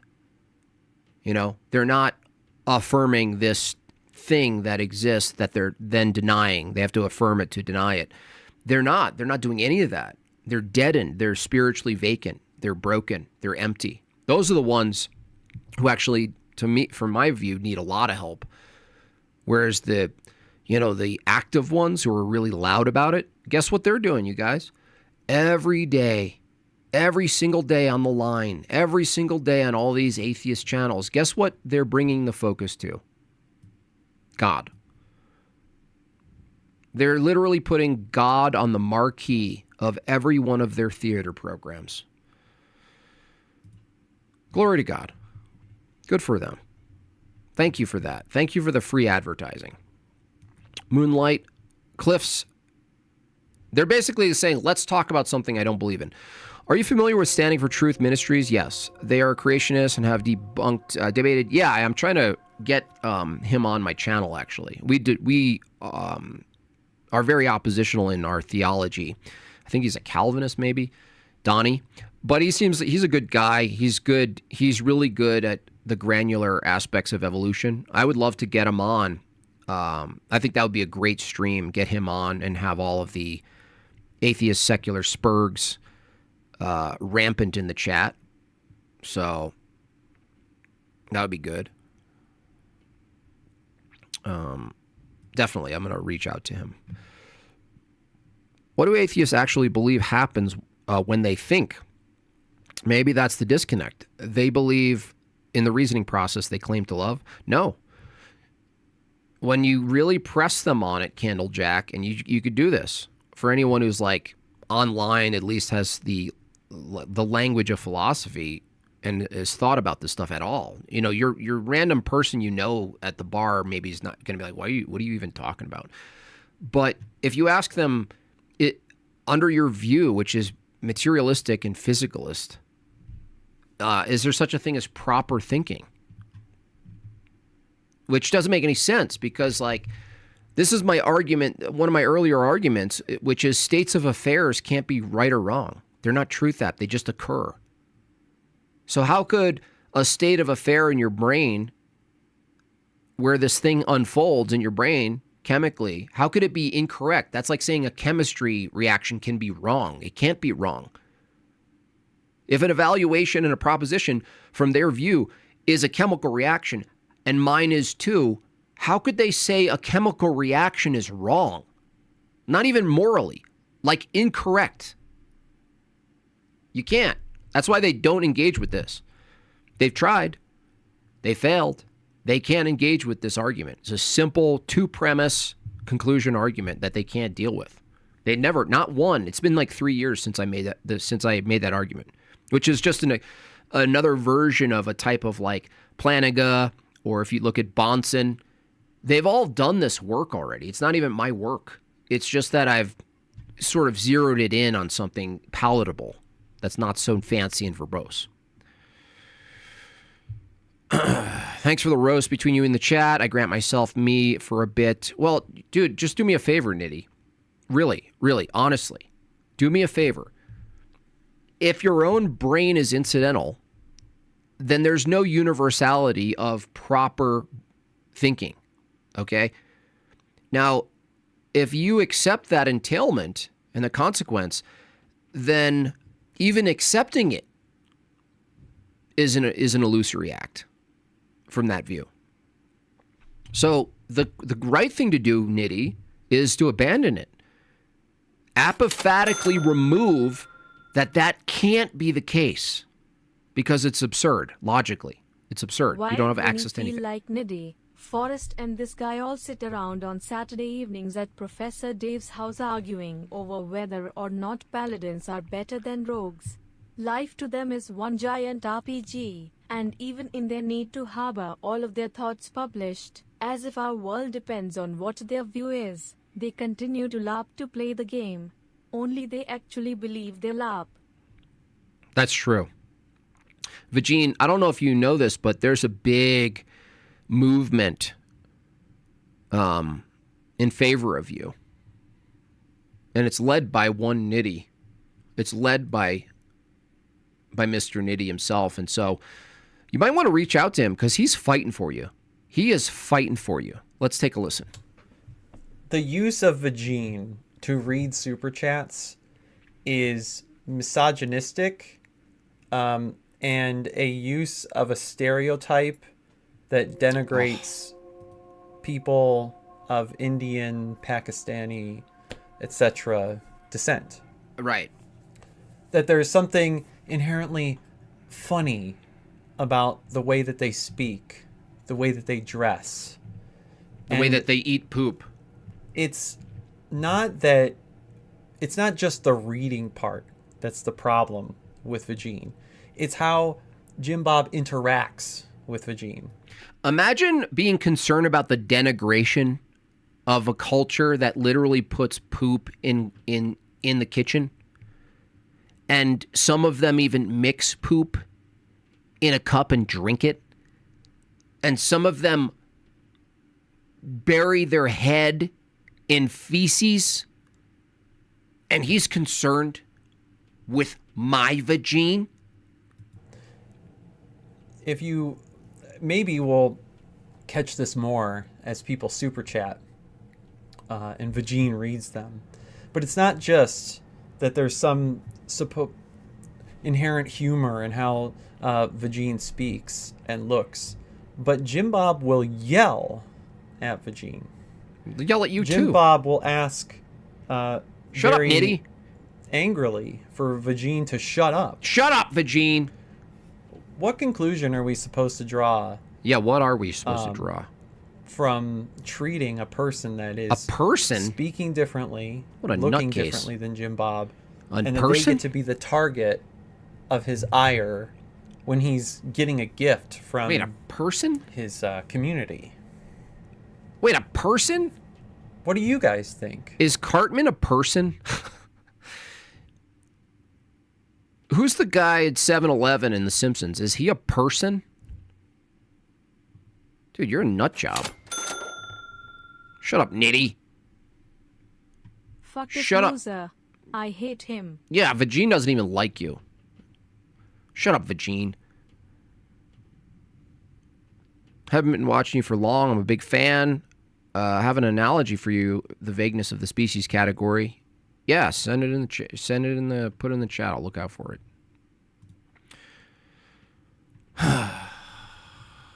Unbelievable. People defending made up people now. Made up minority groups that are literally I drew Vagine. I birthed her. How could I hate her if I created her? Oh yeah, that's a good point, Odie. Nitty, is your moral reaction incidental? Is that an incidental thing? Oh, don't worry about that. That was an incidental. Isn't that funny when you say incidental, like in every other setting, it's something that you can just like, don't worry about it as incidental. Oh, no. That's just an incidental. Don't worry about that. Don't worry about it. Just a skip in the old sidewalk. Oh, the horrifying atrocities of humanity.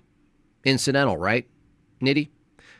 Imagine saying your own brain is incidental. Its reasoning is incidental. But taking an oppositional stance to anything that happens in nature, including all of the atrocities of the world. Actually, if you're still here, was Mean Mr. Mustache Man, or let's say Stalin, or Mao Zedong, would you admit from your view that those are merely incidentals? Yes? Please be consistent at least. Is it just incidental? How about modern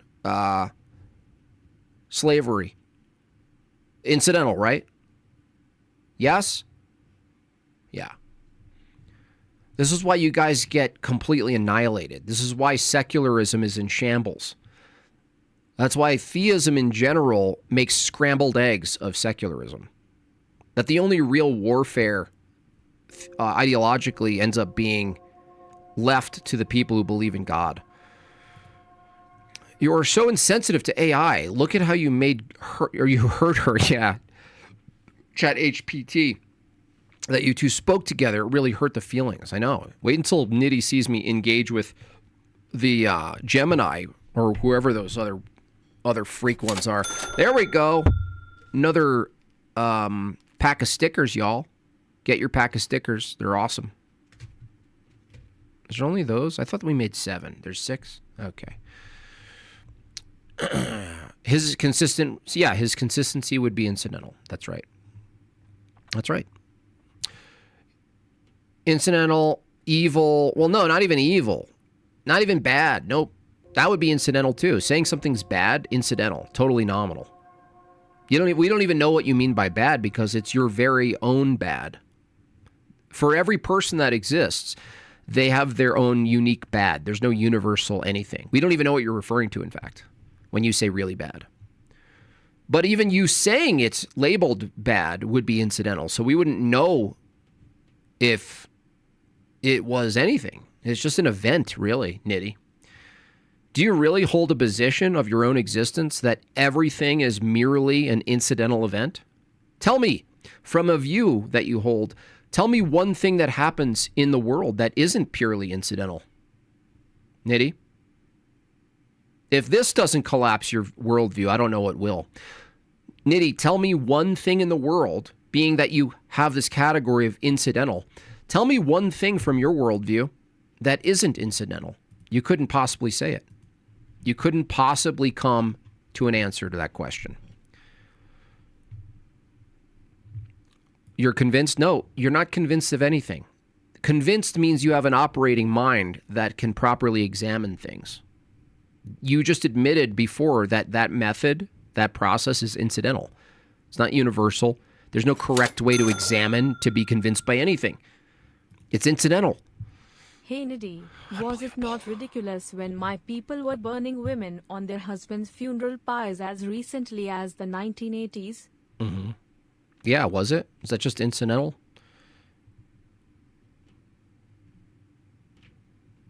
See?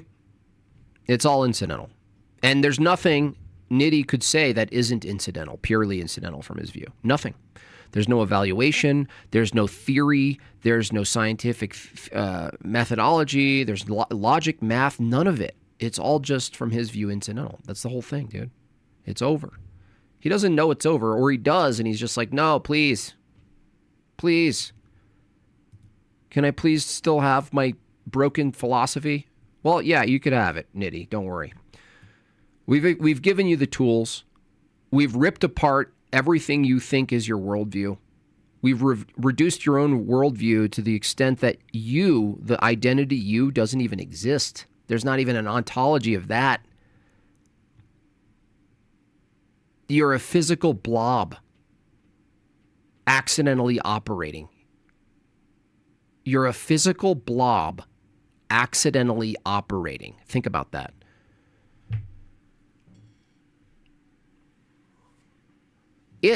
No, not even you. It's a physical blob accidentally operating.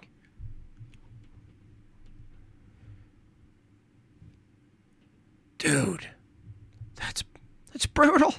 It's brutal. Imagine being an atheist today. Can you imagine? Can you imagine being an atheist? How do you guys do it? Why do you guys do it to yourself? I thought you hold to the harm principle. The amount of self-harm in a view that says it's a accidental blob. You mean you? No, it's a accidental blob. It puts the evaluations in the basket. Here comes Vagine coming in hot. Species equals runner in a race. Random mutations equals marks every mile. New species equals finish line into the next race. Analogy: if there is no finish line, you can never know when the next race has begun. No objective criteria, no objective standard for species. Mm-hmm. That's right. There's no standard. They admit that.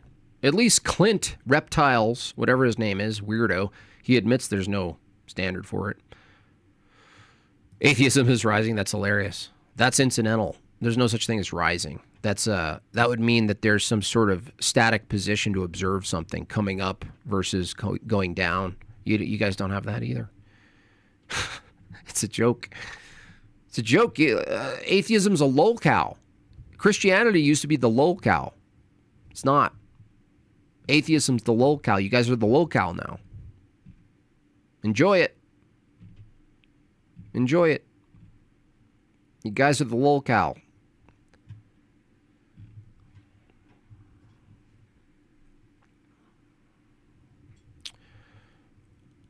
Yeah, it is. It is suitable. Big Bad Mama comes in. Natural processes aren't accidental. They operate by strict laws. Quit spreading information. I didn't say it. Talk to your other atheist friends.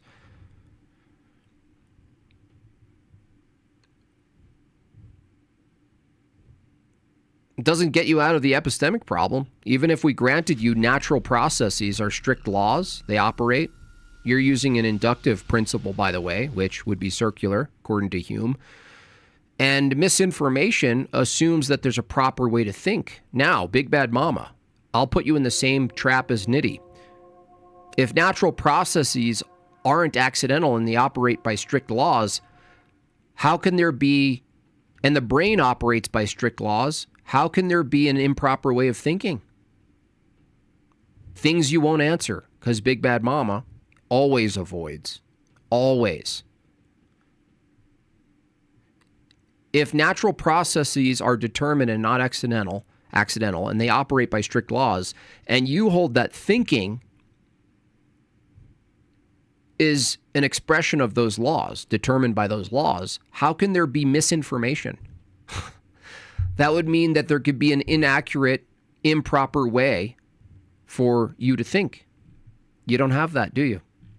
This is going to be your defeater every time. None of you will interact with this because it's a defeater to your view. You can't. You can't engage with this. You can't do it. You get wrecked every time. See, they always talk about God. We're not talking about God. If something's perfect, nothing imperfect can come from it. That's a false premise. Where'd you get that from? You don't even know what you're talking about. Not only is that irrelevant, but your first premise is false. You need justification for that.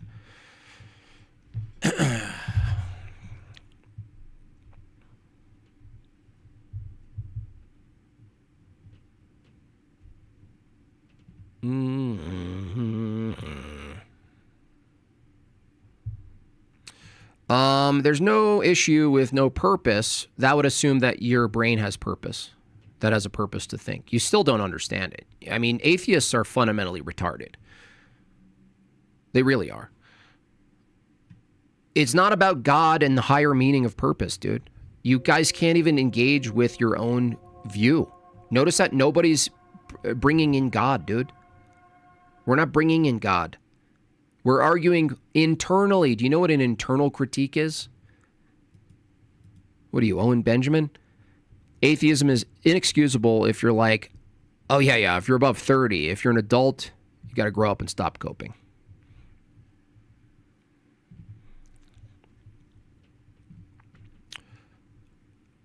We were just talking about atheism? Yeah, I'm talking mostly, the reason a lot of people are atheists, Big Bad Mama, is because God doesn't fit their empirical criteria.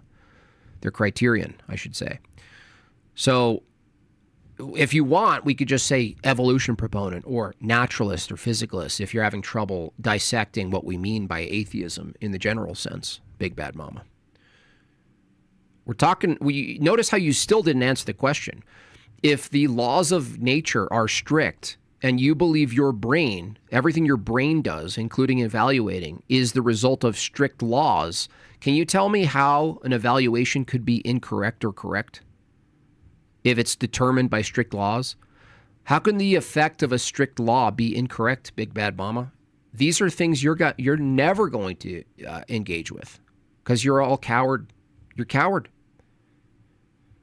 You're just cowardly. Greasy geckos. But God no real. But God no real.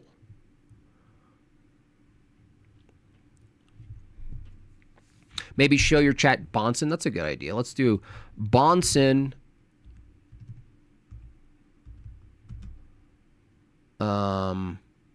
against materialism.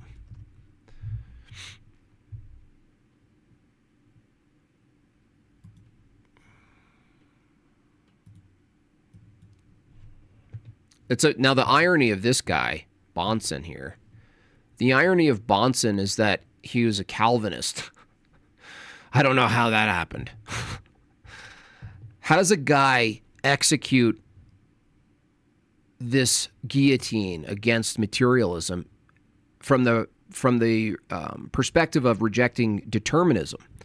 How does he do this so eloquently and not transfer it over to Calvinism? No idea. Let's talk about something a little more abstract even than duckness and names. Let's talk about the laws of logic.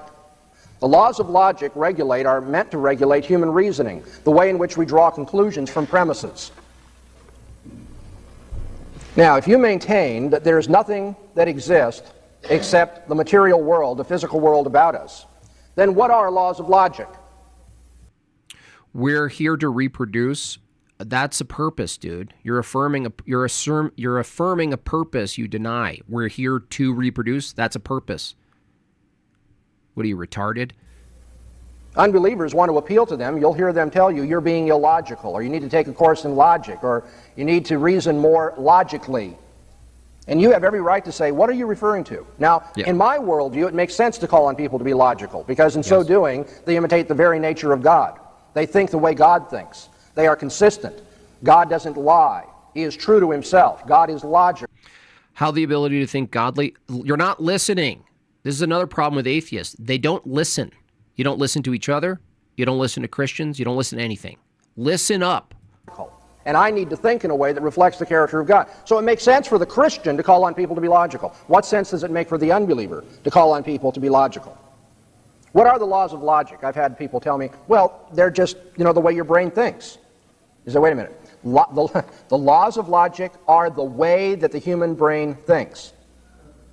Well, if the laws of logic are the way the human brain thinks, then we don't need laws of logic to correct the way the human brain thinks. Exactly my argument. If it is just fundamental to nature that nature acts the way nature does, you can't say there's an incorrect way to think. From the evolutionary view, there can't be an incorrect way to think based on this argument. There can't be. Obviously, the laws of logic are not simply a description of the function of the brain, or it wouldn't make any sense to take courses in logic, so you can learn to think more logically. Yeah, your brain's already doing it. It's what the brain does. You can only think the way the human brain thinks, after all. No. What I mean is the laws of logic don't simply describe the way the human brain thinks, but the laws of logic are what the human brain thinks about the way the human brain should think. That is to say, the laws of logic are what are going on right now in the electrical synapse and the biological and physical relations inside the gray tissue up here in my cranium. The laws of logic are what I'm thinking about, and by thinking I mean all that electrical stuff going on and chemical stuff going on up in my head. That's right. How can chemicals be incorrect? How can a process be incorrect? That's why I asked Nitty and the rest of these guys. Whatever you're pointing to in the body, according to evolution, if it's the product of random mutation, there can't be a correct way it operates. It's incidental, as Nitty says. Well, that would apply to your brain. There's no such thing as proper thinking, according to this view. Because thinking is just the executing of determined biological, neurological effects. That's it. How could they be wrong? They're chemistry. You ever look at a petri dish and go, that's incorrect chemistry? It can't be. It's a reaction. You can't say there's a false chemical reaction. A right one, a wrong one. There's no such thing. The atheist worldview is just another way for people to live in a fantasy land. Well, let's face it. That's true. And included in their fantasy land is just pursuing what they want. Whether it's collecting Legos or Marvel or doing what they do in the dark, that's exactly what they're defending. But if those are the laws of logic, then obviously the laws of logic are different for you than they are for me. And why is that? That's right. Nominalism. Because the gray matter in your cranium is not the gray matter in my cranium. This is it, Nitty. I don't know how you've seen this before, Nitty. I know you know who Bonson is. How do you take a nominalist approach and say one brain is accurate and one brain's not if what you call reasoning is completely incidental to one brain and another? The way someone thinks, that's the way they think. That's what their brain is doing, incidentally. It can't be right or wrong. That's like saying a tree is wrong. There's no wrong tree out there. And if the laws of logic are just what's going on in the gray matter, even thinking about what should go on in the gray matter, then obviously there's nothing common and public and objective about the laws of logic. The unbeliever wants, I know that this is difficult. I told you this is the hardest it's going to get, so stick with me 2 more minutes and the pain will be gone. The laws of logic are crucial to any kind of rational thinking.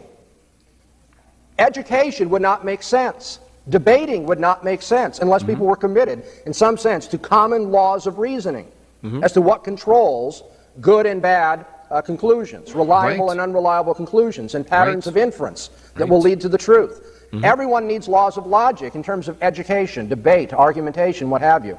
And yet the unbelieving worldview cannot make the laws of logic intelligible. Let's talk. So think about that.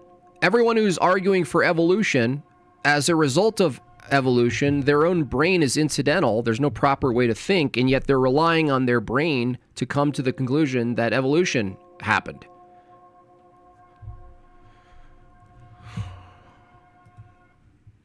We have regularity in nature because nature abhors aberrations. Nature corrects itself to eliminate aberration, yet these idiots don't think, they think random aberrations evolved us. Yeah. Thank you so much, Sam. Appreciate you. Got one more to go. 1 minute for the one more on this goal, y'all. Thank you so much for your support. Talk about something a little more abstract even than duckness and names. Let's talk about the laws of logic. This guy says logic is a connection to agreeing with a person. Nope. A person has to exist before there's agreement. A person has to exist, and another person has to exist, and the world has to exist, and trees have to exist, and clouds have to be clouds, and water has to be water, and space has to be space, and history has to be history, dude. No. Agreement is after the law of identity is in place. The laws of logic are meant to regulate human reasoning, the way in which we draw conclusions from premises. So there's another one he has, too. That wasn't even... That was a good one, but there's another one that's brutal.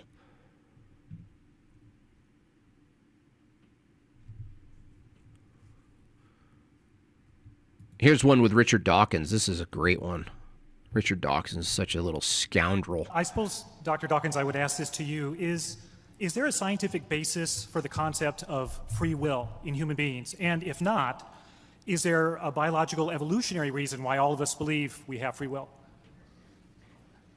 The late Christopher Hitchens, when asked, does he believe in free... When I was asked to go to the Epstein Island, I thought maybe I should take a small plane, or perhaps I'd take an underwater thing like my good friend Stephen Hawking did.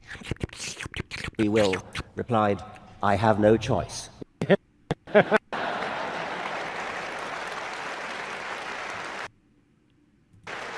It's funny how they clap at that rhetoric. It's like, okay, do you hold your beliefs?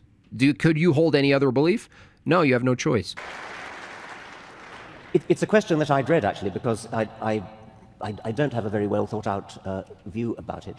I think that, I have a materialist view of the world. I think that that things are determined in a rational... Listen to the statement. I have a materialist view of the world. The world, abstract, right? I, abstract. View, abstract. Such a moron, dude. ...way by antecedent events. Incidentally laughing and clapping. And so that commits me to the view that when I think I have free will, when I think that I'm exercising free choice, I'm deluding myself, that my brain states are determined by physical events. That means your own evaluations are. Everything you think about theism, everything you think about evolution, determined. You don't even know if it's true. You're just determined to believe it, and yet you're confused that other people come to different beliefs, even though you just admitted they're determined. And yet that seems to contradict, to go against the very powerful subjective impression that we all have, that we do have. Bippity boppity boo. Have free will. I think. Well, I think that we ultimately come to the conclusions that we come to, based on strict mechanisms in the brain, and so why do I go on to debating some of these people? If you already are determined to believe what you believe, and I'm determined to believe what I believe, give me a Haitian boy. All I can do is recommend the works of my colleague Daniel Dennett on the subject, which are fascinating. And there's a new book by another one of our colleagues, Sam Harris. Another creep who went to Epstein Island. On free will is coming out, but yes. But I also. I also think that society should be led by the mothers. I also think that we should have a society led by the strong-willed mother. Yeah, I also think that. Lawrence Krauss. I think it's absurd. I think it's completely absurd that people believe in God. I took a little trip to an island. A special island. It was like the island in Pinocchio. It was a beautiful island.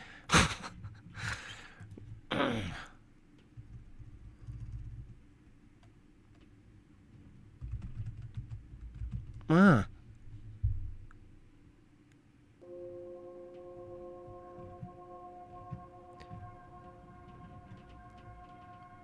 Ah. In retrospect, it's actually a really grim picture seeing people cheer for the absolute annihilation of meaning, personhood, free will, value, and truth. Yeah, and truth too. Don't forget truth. Absolutely. Crazy people, man. People are nuts. They're nut jobs. They're a bunch of nutcases. Hesitate to jump in right now and offer a critique of this. I hope for all, I know we have to go quickly through this material and you may feel blitzed, but either in class or afterwards, stop and reflect on these things. What does this mean? What would you say to somebody who says, everything we know by observation? You might want to say, well, do we know that by observation? Do we know that everything we know is based on observation? Is that an observational truth? Mm-hmm. And so one of the things you want to get down, remember this, which you'll probably be asked on the final, if nothing else, but for life, remember this too. Empiricism contradicts itself. There's an inherent contradiction in this denial of innate ideas that says we only know things by observation. Well, if we only know things by observation, then we should be able to observe somehow that we only know things by observation. But of course, that is not something that's available as an observational truth. And why is that? Because of the third distinctive of British empiricism, only particulars exist. God let many wrong religions form, never correct that religions or stop it. What? That's not an argument. God allowing free will, the result of free will is that a lot of false things can be produced. That's like saying God allowed us to not be able to breathe underwater. It's totally arbitrary, dude. It's pathetic. It's pathetic. Atheists are pathetic. If only particulars exist, then I can't know any universal statement by observation, can I? Well, unless I have universal experience. If I've observed every possible thing, then I might say we only know things by observation. I could build... Who is this guy? His name's Greg Bonson. He's deceased. He was a doctor and did really good work against determinism while ironically holding Calvinism. It up, increment by increment by increment until it finally fills everything, but no one has that ability. Since you can't build it up incrementally and no one has an experience of a universal, here's a universal. You only know things by observation. So that's a universal truth. But you don't observe any universal truths, so it turns out that empiricism is self-contradictory. But that third distinctive is only particulars exist. That's also another contradiction. See the emphasis on concrete factuality, rather than rational certainty. Only particulars exist. In parentheses, you may want to note this is, in the Middle Ages way of putting things, known as nominalism. Only particulars exist. And now I'd like to do just a brief... You thought no, he wasn't an atheist. No. He was not. He was not an atheist. But I mean, we might colloquially say that because, Calvinism is so bad. It's such a bad worldview. Austin D'Atilio, mucho grazie. Mi dispiace, Vespa,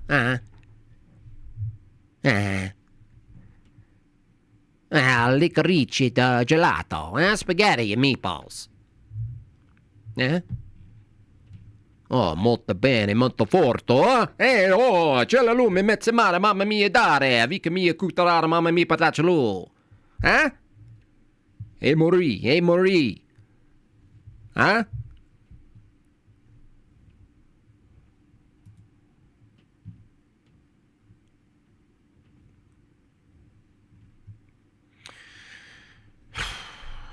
You guys know what I mean.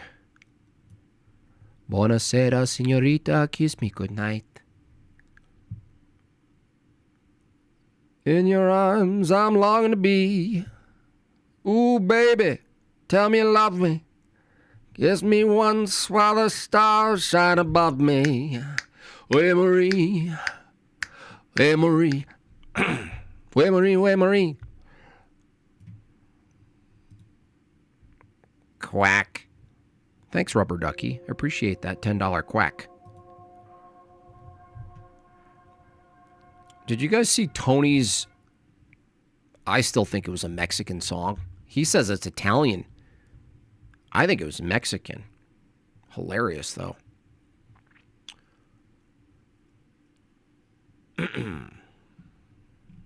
All right. All right. Well, I'm getting some coverage, though. That's good. I got, The Line, almost 40,000 views on me. We got 2 videos of me on Dummy Dave's channel, upwards to, over 100,000 views there. So that's good. Free advertising. Good. That's good. I like that. Biggest problem with society today is that logic is not taught to children, and then they grow up thinking there's no need to ground logic. Yeah, and they also think there's self-evident truths. They're taught that there's just, evidentialism. They just say it, right?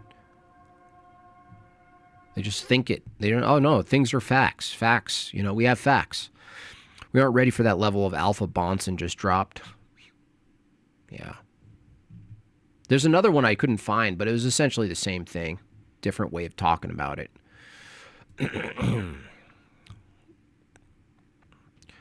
I was taught things and I'm still me. Wow. Are you writing a book? Dave lives in those comment section. Oh yeah, he's an angry little man. Poor guy. He's an angry little guy.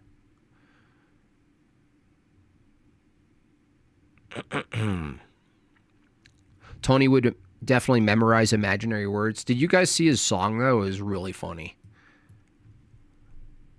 Like, I wanted to order, tacos from listening to it.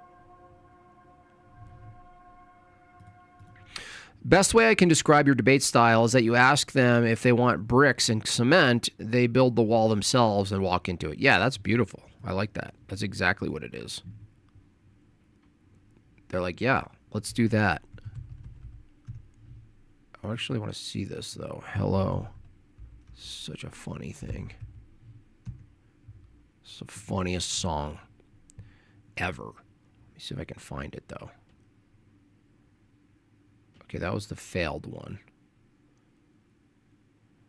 Where's... Oh, here we go. Here we go. All right.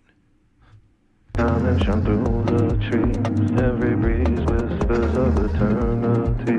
I am finally where I'm supposed to be.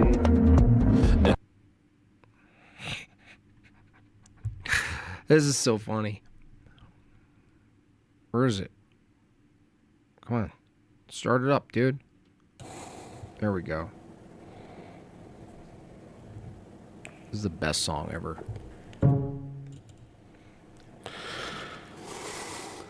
Oh my gosh, dude. Oh my gosh. Come on, brother. This is crazy. Yo, the demons. The freaking demons, dude. Wait, that's not it. There's no speak. Okay, hold on. And it's gonna start. Hold on a second. Hold on a second. Stay with me. Stay with me, guys. Stay with me, guys. That was gonna be my moment in the song. Stay with me. Well, it's actually kind of... Hold on.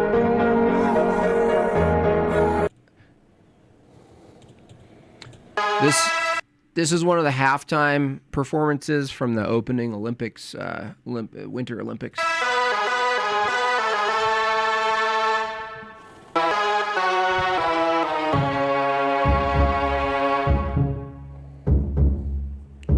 De nos frères por balins de là.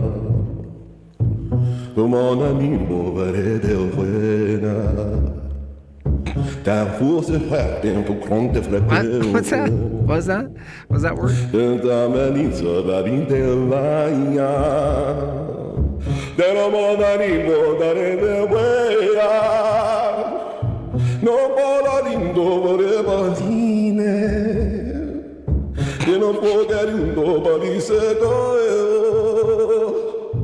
Pompero ito dovremo frena Monderio Te guarderò morire Con pueblo ni mamma ni te frene Con fuori offo bahadon plena Meu poere fosse fine butterfly. What?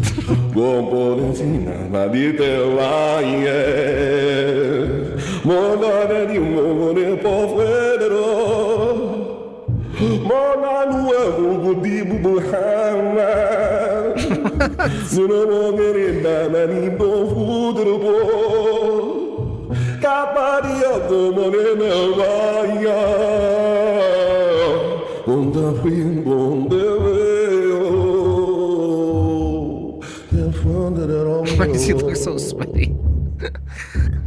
Because he's a real artist. Boom, boom. All right. That's different. That's What's good. that all about? That's just, dude. That was actually a good one. He did another round too.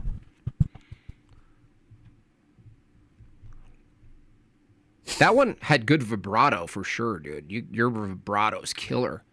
Killer vibrato. You don't have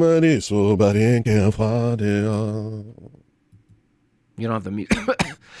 You don't have the music playing, dude.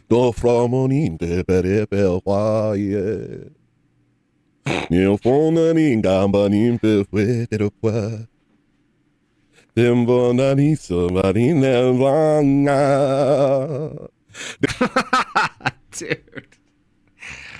Oh my gosh. Look at that face.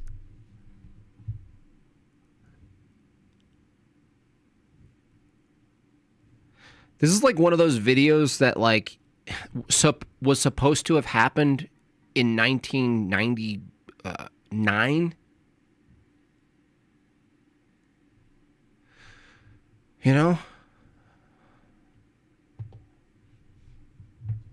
Early MTV. Yeah, that's Tony, man. That's what it is. He's, you know, he like belongs on the internet, but in contrast to what the internet is now, he doesn't belong. Tony Iglesias. Yeah.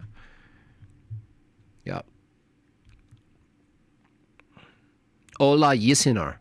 Oh yeah, listener. Tony Cocelli. I wish, you know, the only thing I wish he did, though, is put fake subtitles. I wish he put fake subtitles. That would have been good. You know? I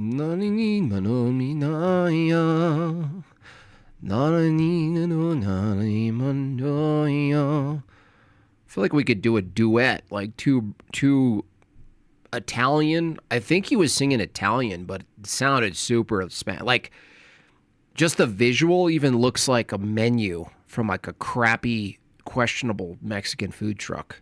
You know what I mean? They just always have a random sign. Like, I just got a burrito from a place nearby that was a truck, and it was so confusing.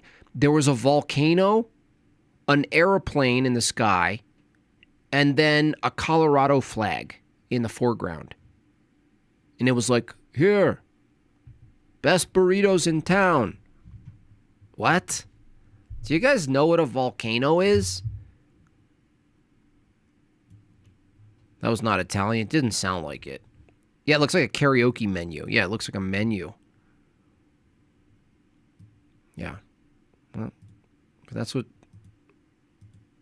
He's a special guy, that guy, you know? And he has a really interesting relationship. If you guys go follow Hello Listener, the relationship he has with his audience, it's like the audience needs... It wants him to succeed, but also keep him on track. Like, keep him out of the news. Let's be honest. Which is, I think that's unique. Like, you never get that with other artists where they just consume your work and they don't care if you get into it, you know. They're disconnected.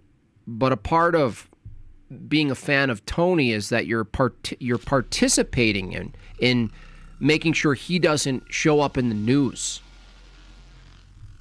Can I get your thoughts on the second verse of our nation's anthem? Huh? What Are you American? Is this a trick question?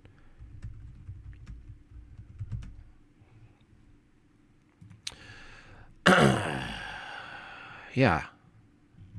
Yeah. Yeah, just 1 second.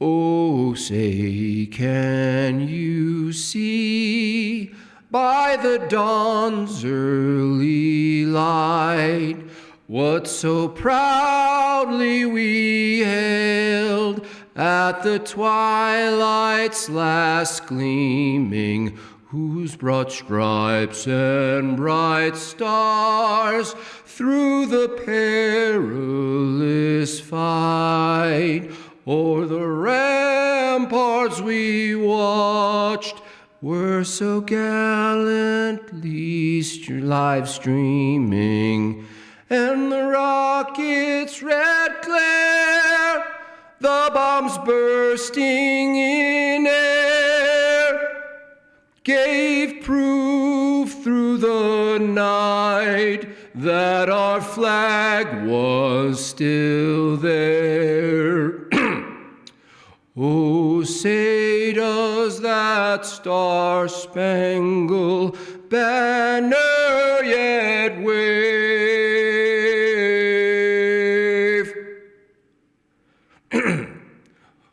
o'er the land of the free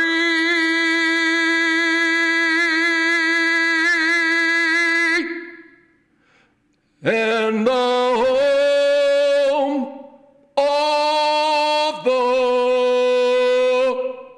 brave.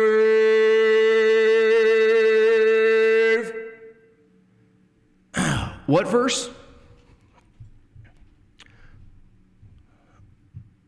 You mean the second, whose broad stripes and bright stars through the perilous fight, or the ramparts we watch were so gallantly streamed? I think it's just warfare. What do you mean? We're talking about pure force in defense of identity. You know what I'm saying?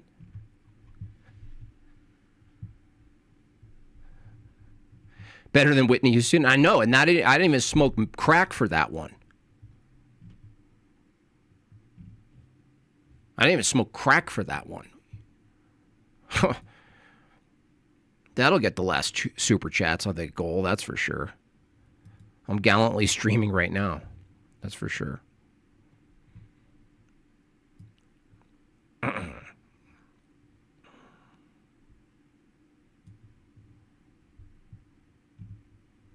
Warfare. See, I don't like when they add in runs and stuff to the national anthem. Like, I don't want to hear Beyonce do the national. I don't need a run. I don't need a wispy run. Just straightforward. Almost like make a song that an ordinary person who just wears pants can sing, right? Don't make it all inaccessible. That's a psyop, dude. Having all these master singers do this, it makes us oh, we can't do that. Honestly, if you're gonna get an expert singer to sing the national anthem, have them do it real straightforward and modest, real straightforward. Because otherwise, I think it's a psyop. They're like, oh, we're going to disconnect the people from the song. You're not us. I mean, the full Star-Spangled Banner you sang the first half, and it was beautiful, may I add. Thank you for the first half. I'll get better at it.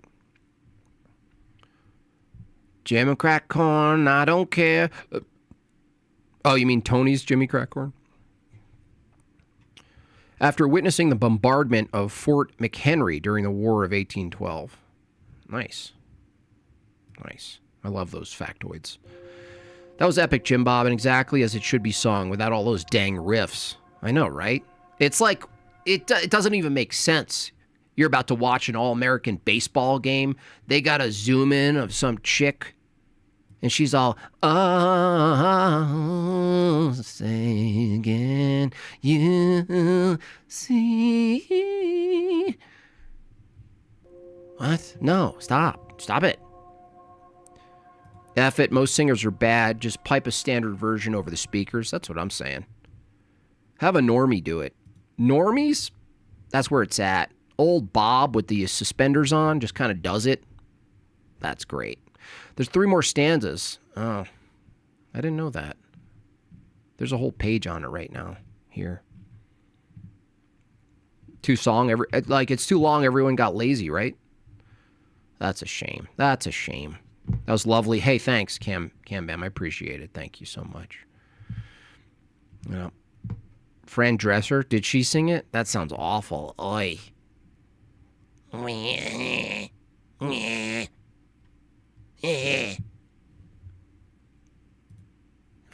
Dresser.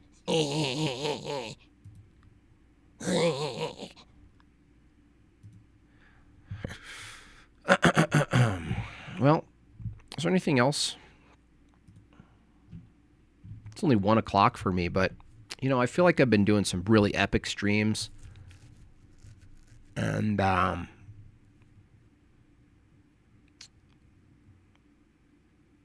what is going on in the world? Why is clavicular a thing? I'm so done with it. I'm so glad I'm Orthodox. So happy. That moved me to donate. Thank you. Thank you so much. Bryce Crawford. Why all these big accounts have like it seems to me they always like pick a like an Ethiopian priest. Should we look at a little bit of Jay's debate? I mean, it was it was honestly taxing to watch.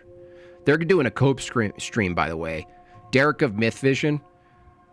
Man, that guy's very confused. His identity's confused. You see my previous super chat, or you hate me? It's okay. No, hold on. Sorry. Hold on. I think I was singing. We were made of stars. Oh. I was also wondering if you could briefly talk about, quote, we hold these truths to be self-evident. Yeah, I reject that. I think that's enlightenment drivel. That's what I think. It's not self-evident. It's revelatory. It's not self-evident. That was the breakaway. That's where deists, theists, soft Christians, heterodox Christians departed from revelatory truth. They're like, no, we can just do self-evident stuff, right? No, you can't. There are no it's not self-evident. There's a precondition. There's this set of preconditions. There's a process. There's like methodology. Like you can't, it's not self-evident. It's terrible. Stupid. Dum-dum stuff. It's real dum-dum stuff. I don't know. What do you guys think? Neil's I wanted to, like, this Myth Vision guy, he's like, he's always he's such a salesman, you know what I mean? He really belongs in the car sell world. And there's nothing wrong with being a salesman in general. But when you get to the point where it's like, he's just that. He really is. Like, look at this. Like, by the way, what is this typeface, yo? Bro, what's this typeface? What is that typeface? And what is that photo? You look like a reserve quarterback. You look like you went to a football game and they were like, hey, you know, where's the photographer that does like the isolated bio Chiron thing? Like, what is that angry, weird face you're doing, Derek? What are you guys doing? What is your thing? He says he finally met his match. Gnostic informant dismantles, in all caps, Jay Dyer's entire worldview in a heated debate. Wow. Just wow. That's actually comedy. Wait, maybe he's doing comedy now. That's what it is. He met his match. It was a joke. He mangled him. Totally mangled him. There's actually a section I kind of want to review. Let me look at this, actually. And Andrew did a good job moderating as usual. Just kind of does his normal thing there. Let me see the section. Let me see if I can find the section. Aren't fundamental problems in a Christian paradigm. His paradigm will be totally different and undercut the possibility, not just of his metaphysical speculations. It doesn't mean that you and I are the same, that I'm literally your ear or I'm literally your finger. He says that when you look at animals, you can almost see if you suspect there's any. Think about how silly it is to say that Yahweh doesn't make sense because goal is to get back to the not to do these and that. It's definitely Hellenistic. The section on how he knows things is really where Neil crumbled. You don't even have your church doesn't even have a position on things like the age of the earth because you don't have an dude. I was going to call in on this, but it was it's like an adjacent point. But I wanted to call in on this because this is another thing. I'll probably even do maybe even a video on it. How it's so absurd that these people like Neil think that the age of the earth is something you could know even from their view. The age of an earth. What is that? What is that? What's the earth, Neil? Where's my atheist in the chat? Tell me the age of the earth. Someone, it's one of you guys. Tell me in the chat what the age of the earth is. Can't have a position. It can't say we agree with the empirical data, because then your Bible is in contradiction with the empirical data. You can do the math yourself and go do the genealogies and figure out that you can go from Jesus back down to Adam using any of the genealogies, and you'll end up in a world that's about 6,000. Beef Sleazy, $5. Do you see my super chat last night telling Neil that evolution is his God? Oh yeah, he crafts a worldview that can fit with evolution. That's right. He will never accept that though, because he'll be like, well, technically I don't worship evolution. 7,000 years old. That is nonsense. 4 million thousand. And we can do this through predict. We can test this out and through empirical data. How do we test it out? How old the Earth is, Neil? Predictive success every time. When we dig rock layers, we always find the extinct fossils on the bottom of the layers. He just switched from the age of the Earth to fossils. This guy, I mean, Neil. Farther down you go, you never find Homo sapiens at the bottom. You never find dinosaurs at the top. It's always the same layers for the same time periods every single time. Except when it's not. Except the times where they find the thing in the wrong layer. Except for when that happens, Neil. I'm 99. You know what they do when they do that? You know what happens? They redefine a new species. They'll find something that fits the criterion and the characteristics and traits of something older. And if they find it in a more recent layer, they actually invent a new species because it doesn't match their cladistic system. 0.9% every single time. We know how old the Earth is. You can't have a global flood that wipes everything out if you don't even have enough water to cover the Earth. And not only that, how did the animals swim across the Atlantic Ocean around after 2000 BC, 2700 BC, whenever Noah was? So you have problems that you have to deal with that I don't have those problems. You also talked about John 1, the triad, or you said that I don't believe. How's that anything to do with the monism, though? What? Construct John's logos with the logos. Properties. It does not reconcile the one and the many because as I ages when it came to counting. So that's nothing new. But what you're saying with the logical problem of the Trinity is, again, something that we've elucidated in all your time. You still got a couple of worldview allows for mention of Moses. Into the third hour of the debate. We're moving into the second now. We're also going to be taking on callers. So mods will be this hour putting in the link so that you can come. Oh, yeah. And Corinth called in and made a fool of himself, of course. Come into the Discord, get vetted so that you can call in the third hour to ask your questions directly to the debaters. With that, ladies and gentlemen, we're going to open. And for your signifiers, right? If you gave me that to signify 3, I would say 3. Oh, this is funny. Jay exposes that Neil, unfortunately, has the brain of a Muslim. What? It doesn't matter. Yes, it does matter. No, we're trying to be coherent here, right? Coherent is not if it's a signifier, then 1 is also a signifier. So you're just saying 1 is 3. Great. Gets me nowhere. No, I'm saying it's 3 and 1. Neil, are you fundamentally unable to understand that? No, I understand what you're trying to say. It doesn't make sense, though. Okay, then is the 1 number can't be 1? 3. Either 1 is 1 or 3 is 3. this is fundamentally stupid. Is the number 1 a signifier? Yeah. Now, this is where Jay gets a lot of credit, because normally he's on his own stream, and fair enough, his own stream, he moves on from this because it's so absurd. And, Jay can get frustrated easily because of the fact that he's been doing this for how long, where he's just has to do this basic level education, just before you can even get to the arguments. He has to do this basic education, basically. So he's frustrated, but I'm glad he maintained his composure here, because he had every reason, and I would be justified losing my shit at this point as well, because it's really frustrating. Yes. Okay, how many is that? That's 1. Okay. How many is that one? That's a 1 and a 2. No, this. 2. Okay, so is this one object itself, the symbol itself?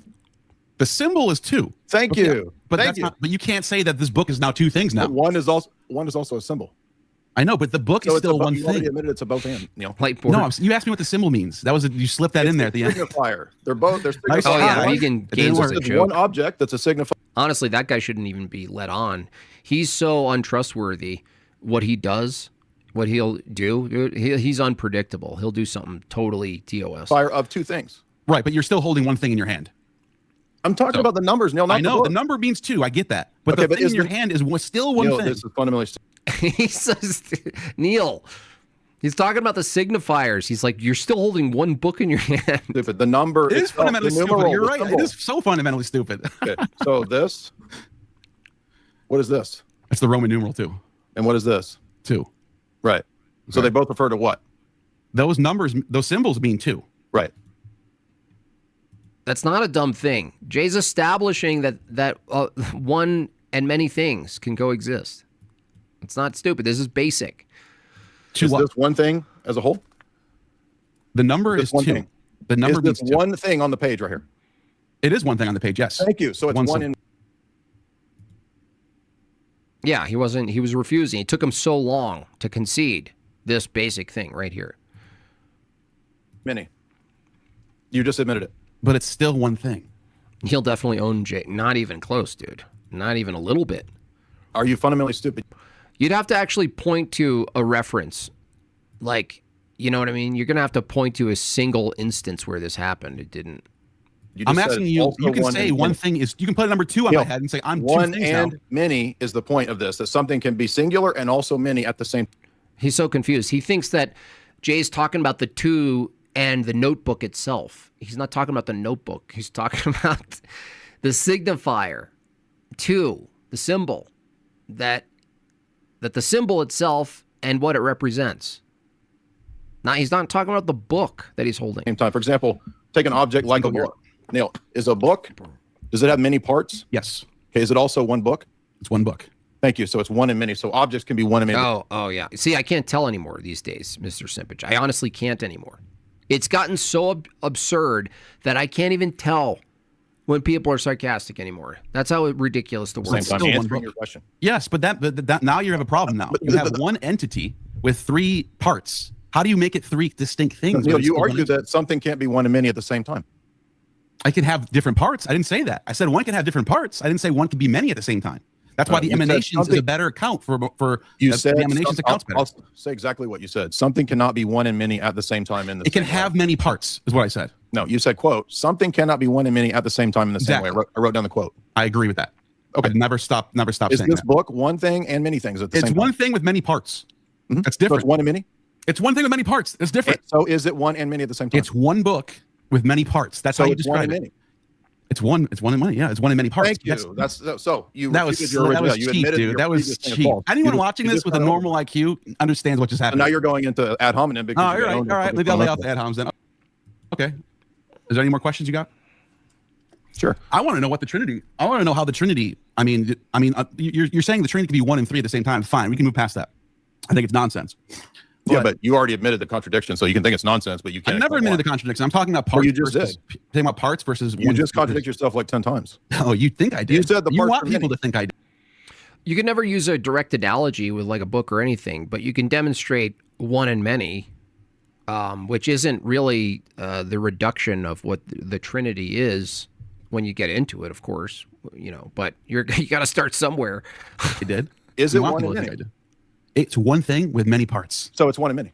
So it's one thing with many And parts. many. Thank you. So again, you're repeating yourself over and over. You want me to say that? Then sure. You want me to be incoherent?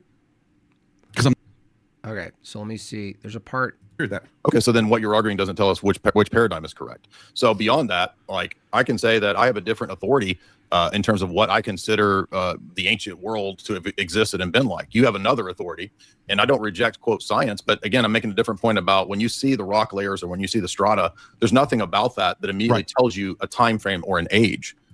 It's true, and this is another thing. They didn't focus on it because it's not relevant ultimately, but this is something I like to talk about when they claim they know the age of the earth. You know what I'm saying? They always say this, and they say it with such arrogant certainty. It's crazy. They're like, oh, the age of the earth is 14 billion years. And you're like, really? And then you simply ask them a question. Is the earth composed of unrelated particulars that precede the shape of the earth as it is? Of course it does. That's the Big Bang. The earth was formed. So if the earth is formed of a multiplicity of different material objects that make up the singular material object, how do you know how old any of the objects are? Certainly the objects, if you found a flute that was old, you wouldn't say the date of the flute is the age of what the flute is made of. So how do you know today? Fair, but let me ask you this. When you find contradictory data, for example, when we go to places like Elephantine and they're doing the opposite, they're making graven images, they're polytheist. They are not. No, you're going to something different. I know. I'm saying let's not talk about just See, I don't know. See what I'm saying about sarcasm? I don't know what's sarcastic anymore. I honestly don't know anymore. Whatever it is, whatever it is. It's like you can't know. You couldn't know that from the empirical sense. Looking at rocks. I'm talking about evidence that goes against the biblical narrative. It is. It's a massive kill shot. And it's a thing you could set a trap on, too. You don't even have to lead with it. You can just go, hey, do you know the age of the earth? We now know the age of the earth. Oh, yeah, we know the age of the earth, duh. We're very scientific. We're very scientific. Oh, yeah, what's the earth? What's the earth, dude? For example, when we go in places that say that where there's Jews living after the First Temple period, and we look at all their writings, and it has nothing to do with what the Bible said they were like. They're completely different. They're doing the opposite. They're eating pork. They're doing stuff on Sabbath. They are worshiping multiple gods with Yahweh. That's like saying the Essenes disproves Judaism because the Essenes did something totally different than the Jews. What are the Essenes doing that goes against the biblical narrative? I'm not talking about. Well, they had a Jewish. Listen to me. They had a Jewish Gnostic perspective. They believed that they were the sons of light, and they had certain ascetic practices. They were star seeds. The Essenes were star seeds. The Torah doesn't teach. So my argument is, but the Essenes have the Torah. The Essenes had the Torah. Okay, go ahead. Please, everyone, write those down. Bruce, it's true because we don't have them. Well, show me where one exists. Is there one in the museum somewhere? I'm giving you counter-textual evidence from scholars. 400 BC are making graven images and doing things on Sabbath and eating pork. They're not Torah observant, right? Can you state what my argument is about? Do you believe the radiometric dating is reliable? It's reliable to the extent you have access to the start of something. So the problem is the further you go back, Stomp, the higher the degree of margin of error is. So my contention with that is I ask them what's the margin of error? And they go, whatever, they'll come up with something. And I go, how do you know the margin of error though? And then they go to another test. We compare it with this other test, which just keeps pushing the can, kicking the can down the road. This is different for things that are in the here now. For instance, someone used dating potassium particularly in like an animal, like a dog or anything else, and being able to come to a guess about how old the dog was after death or whatever. Posthumous test on when the dog died, maybe, let's say. But the problem is that's a test where you actually have access to the verification of it. That's what makes it a test. You can test it and then you can verify it because you have access to the thing you're testing. When you go back in time, you don't have that. You can't do that. You can't do that with the age of the earth either, because the age of the earth is composed of a particular matter that comes from a time and a place that precedes the earth as a thing itself. It never ends. So there is no way to know the age of something that precedes the, ultimately what you have access to insofar as confirming it against something. It's all just positing and assumptions. You couldn't know it. The holistic approach. But even in that example, yeah, that chemical's made inside the body too. Right.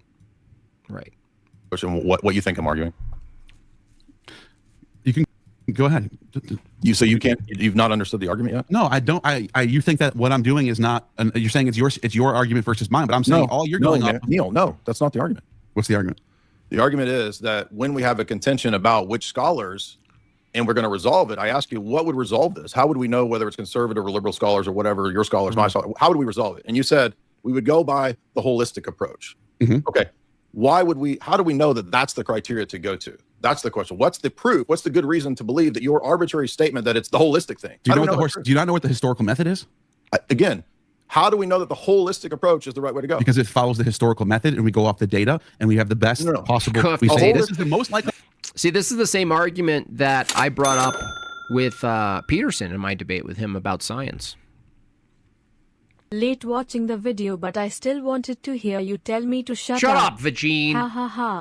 Vagine, shut your mouth. Yeah, this is the underdetermination of data, which is really crazy that these people who are, the disciples of empiricism and data are somehow skipped this part of their learning. There's never, between two theories or two models or two narratives about data, more data doesn't actually give you the truth of the matter between the two. And this is exactly what, when I debated Planet Peterson on whether or not evolution meets the criterion for a scientific theory, he said, well, you don't need you don't really need an experiment to determine what causes scurvy. You just need more data. This is where these people are in their thinking. It's wild. It's a wild time. I also got Peterson to deny his brain and purpose. Yes. Yeah. It was post-debate, unfortunately. My mistake was not making sure to get that early on. I forgot that angle, but I'll never forget it again. Never. It'll never happen again. Shut up, Neil. Anyway, that was it was a good debate. Definitely philosophically dense, as far as accessibility for nerds. That's another way of saying for nerds. But I watched most of it. Sure did. All right. Do we have any haters doing videos? I'm showing up in all sorts of commentary now because of Peterson, which is good for me. I try to click on one and try to see if they have anything to say that's worthwhile, and it's all just terrible. It's just like racist, bigot, something, something. There's no arguments. It's just garbage. Garbage. Hot garbage. Hot garbage. Anyway. 15 minutes. 1:30. What do we do? Calling all haters. Calling all haters to the high school office. All haters to the high school office. Oh, we got Cam Bam spurging about the Big Bang. Hey, Cam Bam, why don't you engage with the Earth problem that I just... Let's see what Cam Bam does with it. Cam Bam, hey. Why does the Big Bang trigger you? Let's talk about the age of the Earth, Cam Bam. Stay focused, Bucky, Bucko, Bum. My little berry, my little lovely berry, but my berry, my sweet little berry nose. Oh, little berry. Come on. Come on, Cam Bam. Neil is the real scatterbrain. How did this debate turn into a flood in archaeology? Yeah, it's like, has nothing to do with monism. Nothing. Peterson basically believes the same body of data used to form hypothesis can be used to confirm it. Yes, it's a joke. These are people who taught science and stuff. This is crazy. Where's Cam Bam? Cam Bam? Cam Bam? Cam Bam? Hey, Cam Bam, what's the age of the Earth, Cam Bam? No, you're still not answering the question, Honey Bear. Widow Honey Bear. We're asking you a question. Do you know the age of the Earth?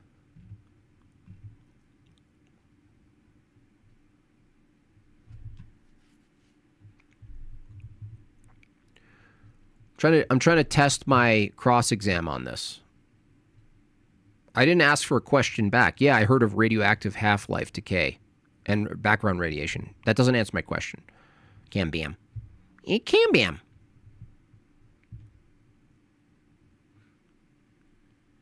Cam Bam. 5 trillion years. Come on. Come on, Cam Bam. Give us an age. What's the age of the Earth based on what your methodology is? We can cut the ring. We can see the rings. I'm going to see the rings of the Earth. Maphead. Maphead. Nothing? Nothing, Cam Bam? Are you afraid to say? I thought you were so certain. Have you even heard of isotopes? Have you even heard of the stuff that I read about? Still waiting. This guy's insufferable to listen to. You ever guys try to listen to this for more than 5 seconds? Wait.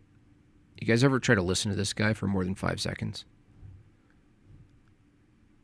Like there's many things of obviously people that are not Christian, or maybe that they don't believe there's a God, you know, sometimes we question, why do bad things happen, right? And that's sometimes a mystery for us, or we would say it in many different ways of how sometimes there's bad things that happen for greater things to come. In life, things happen to us, but I'm sure you've read, like, for example, the book of Job, right? Where Job went through so many things and many trials, and everybody wanted him to curse God, and God, for him being faithful, ended up blessing him tenfold, right? For him being faithful. Don't tell me to shut up. We went to the moon and pooped. Yeah, you went Show to the respect. Sure you did. I mean, I think Job is a pretty bad example. Oh, gosh. I feel like I just got teleported to San Francisco in an alley. And it's fidgeting and everything about him. Cam Bam, I'm still waiting, dude. This shouldn't take so long. Cam Bam. How old is the Earth, according to you? Cam Bam. Come on, Cam Bam.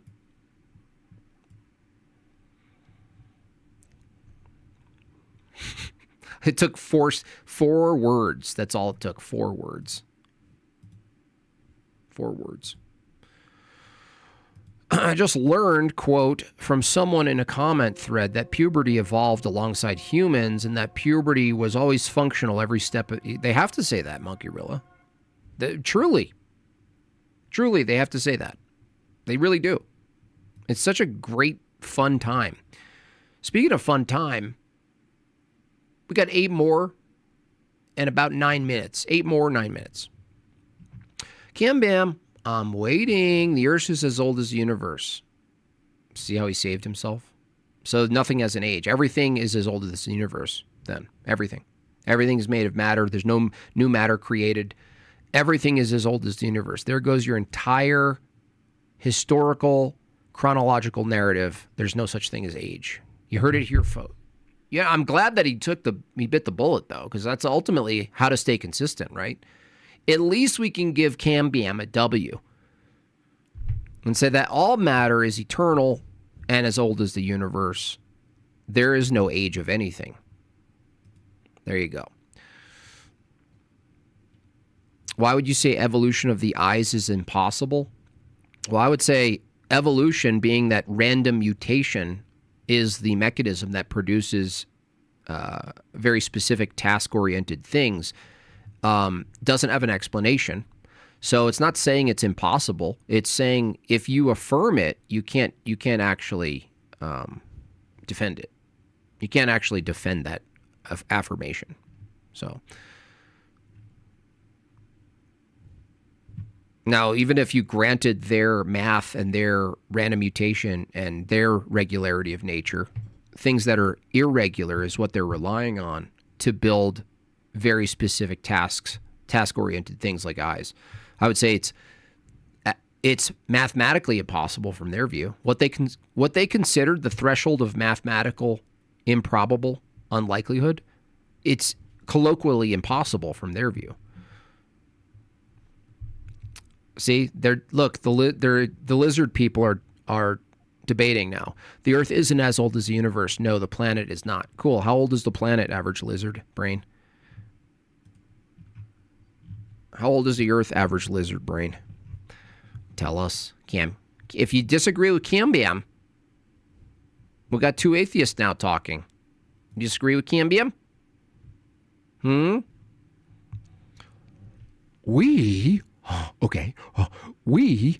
are made of dust. We are star people.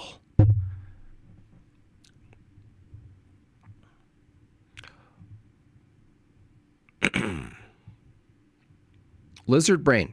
The planet is 4.5 billion. Okay. Is the planet made up of other pieces of matter? The planet, from your view, the planet is the combination, the aggregation of a lot of different pieces of matter, right? Yes, lizard brain? Hey, iguana head.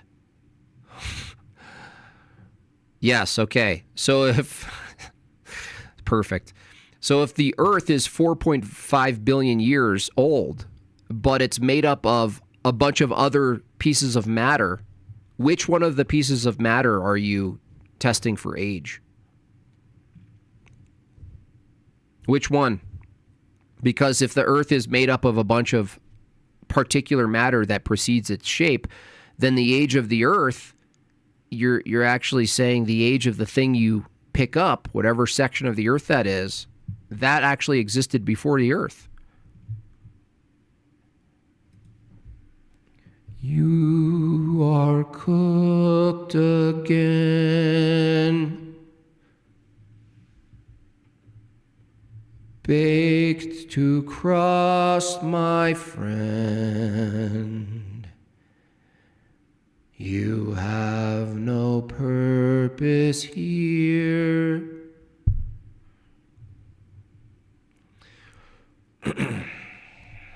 It's just so bad and depressing.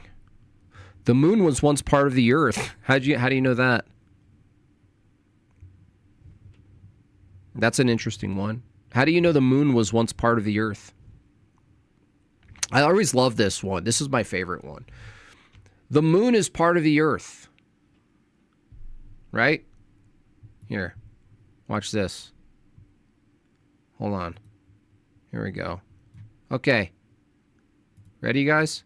Let's do this. All right. The moon is part of the Earth. Ready? Okay, here we go.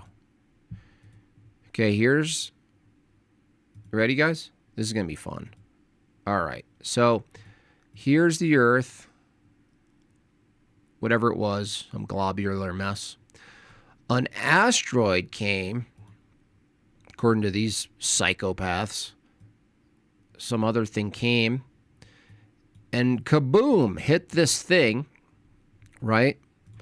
And then this blue thing, right? This blue thing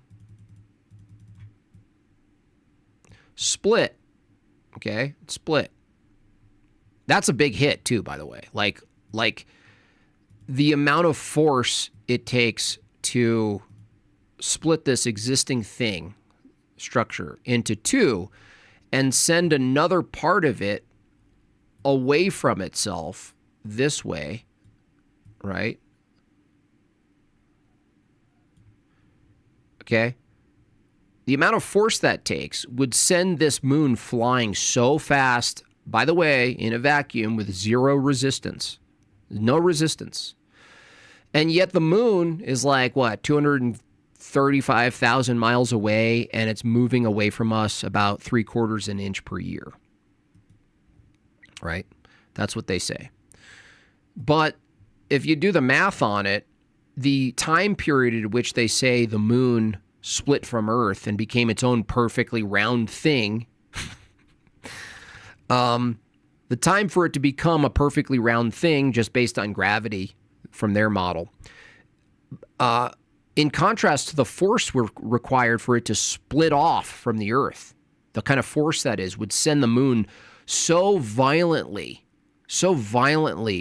flying away from the Earth that the slow speed and the distance that it's at right now from Earth doesn't make sense. It doesn't make sense mathematically that kind of collision required to literally chip the moon away from the Earth would send that chip flying so fast away from the Earth, but yet it's still right there in our view. Not to mention the time it would take for it to make a perfectly round spherical shape from our observation. I mean, these people are insane. They really are, like, kind of stuck in a real wild place. They really are stuck in a weird place. Like, the things they have to tell themselves is just wild to me. They're like, yeah, and then that happened. And then the moon is just perfectly there. By the way, it's a necessary functional part of our system, and so is the sun. Accidental, incidental, again. Here's this incidental, necessary component of our system. Totally incidental. It's kooky. These people are, they should be in rubber rooms.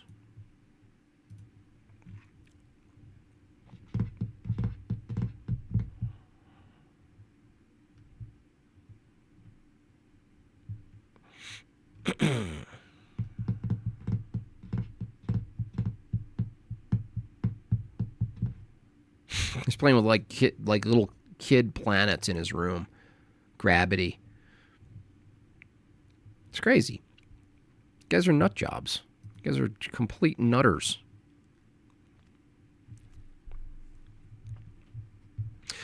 They give this story because when they have fake moon rocks that are identical to, Earth's composition, they're like, see, it's made of the same thing.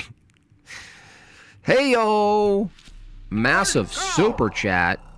Thank you so much, sir. Big one, says nothing. Almighty Nate. Thank you, Almighty Nate. I really appreciate that. Give that guy a big like and W. Another $10 from Wyatt. Thanks, Wyatt. Can you explain core of the argument against the atheist view of Earth's age a bit more? I agree with the point. I'm just trying to understand. Yeah. So the moment they pick up a chunk of the Earth and they say, we're going to date this thing based on our methods, they're saying two things at once. They're saying the age of the material itself, and then they're claiming the age of the material is also the age of the form called Earth. The problem with this argument, this position, Wyatt, is that they have to arbitrarily claim a moment where the Earth starts itself, like a conception. The way we would say our life starts at conception. That's objective. That's a moment in time you can point to. It's objective. They have to craft the beginning of the Earth. Is that this big? Is it this big? Is it a different shape? Is it perfect? When does it start? When do you start the ticker? So there's two problems. Arbitrary starting point based on form and size or whatever. How do you determine that? The beginning of Earth. Second, so gradualism doesn't give you this objective standard of the beginning of anything.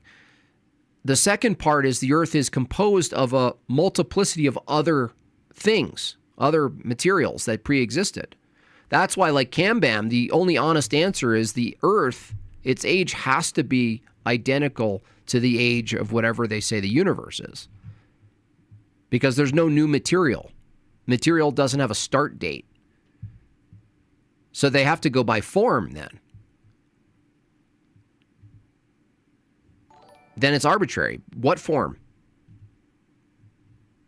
The material makes the form. Wow, that's deep. That's really deep. The Earth is a whole planet. How did you determine when a whole planet becomes a whole planet, dude? Is it size? Is it shape? You don't know what you're talking about, lizard. You're a lizard brain. The Earth is made of material from different places, according to you. Which one of those things are you actually dating? That means the material predates the form of the Earth as a whole planet. When does it become a whole planet, dude? That's what's in question. Dum-dum.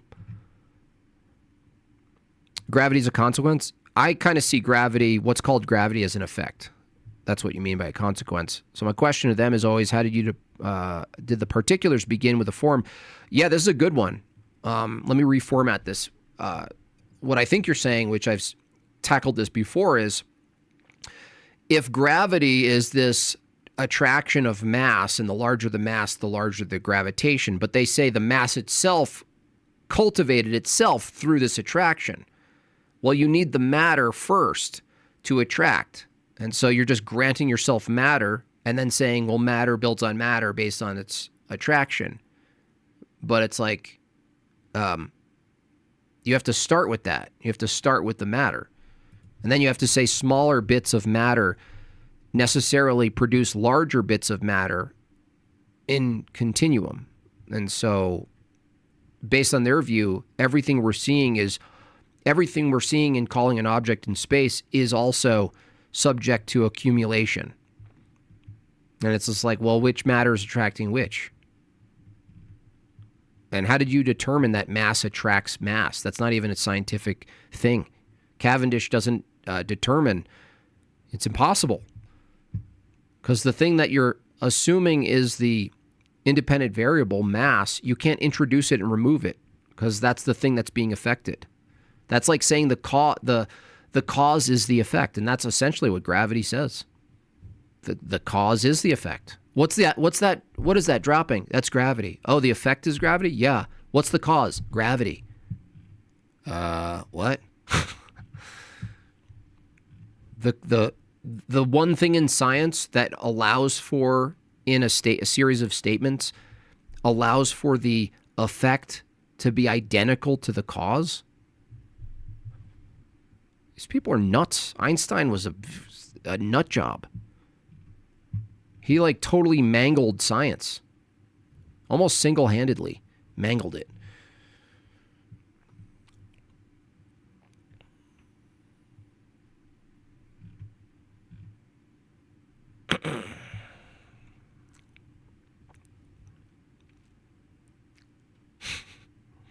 The brain uses the brain, yeah. The brain uses the brain. If the Bible said evolution happened, then you wouldn't try to debunk Evo? That doesn't even make sense. It wouldn't be the Bible then. No. The Bible's, if there was a Bible that negated the law of identity, then of course it would be something else that would be true. It's totally, that's not even a counter argument. That's like saying if you weren't you wouldn't even hold your beliefs. Yeah, wow. If up was down, then you wouldn't even believe down was different than up.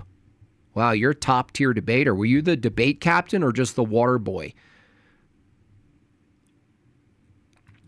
The cause is mass, the effect is gravity. Yeah, but that doesn't work. You can't introduce and remove mass. That's the problem. That's why it's not scientific.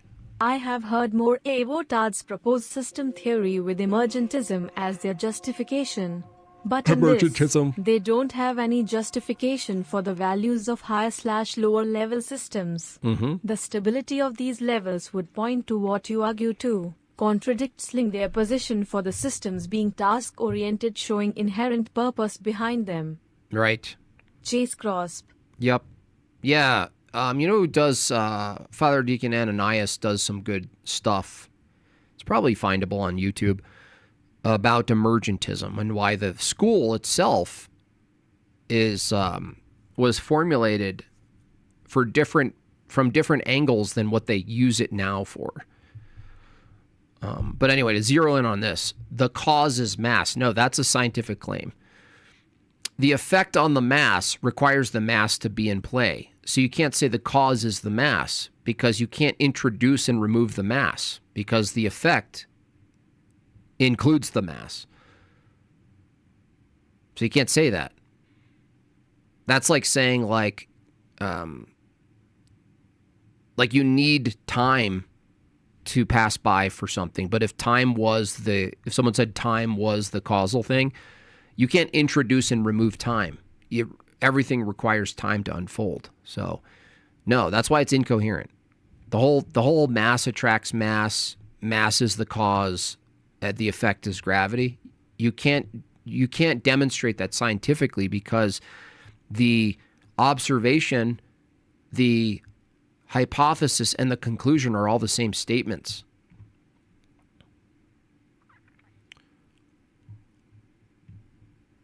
Wouldn't dark matter refute their idea of gravity because caused by mass anyway? I don't know. They would make it work mathematically still, I think. I don't think that would be a problem for them because it's merely descriptive mathematically. You just change the math to describe it differently. I think the quantum stuff is probably going to be the thing that ultimately gives that relativity a big problem. So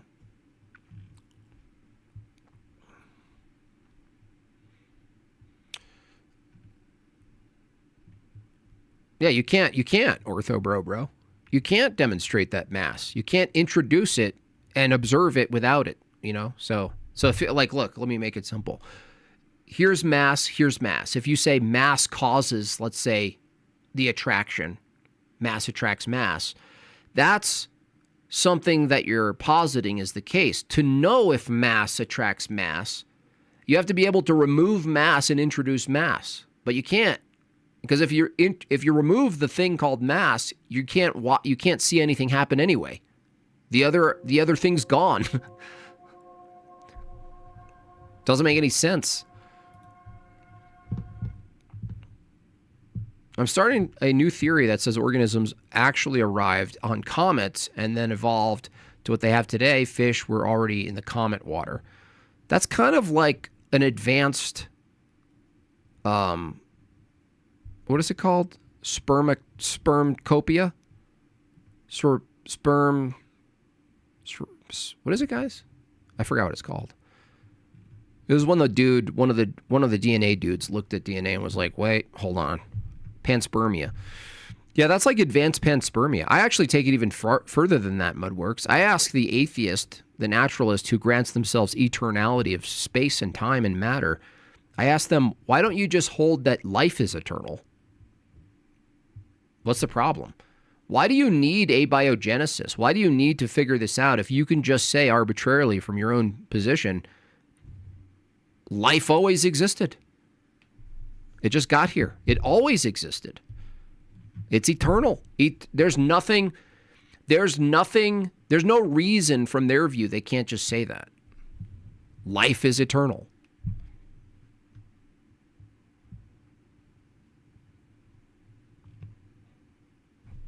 What's the problem? They'll start doing that. I think they'll start doing that. People are going to go to two things. They're going to ironically start holding intelligent design, but not God. And then some of them are going to start holding eternality of life itself.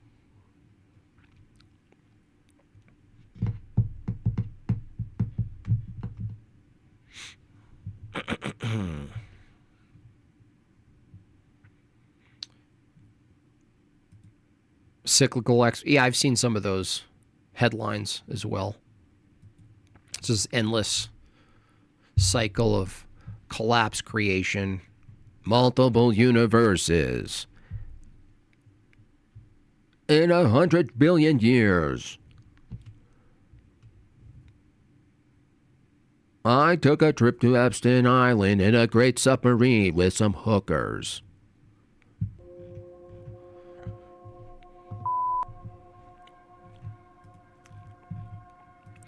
Dark matter is an undefined variable in the math equation. Yeah, it's added after.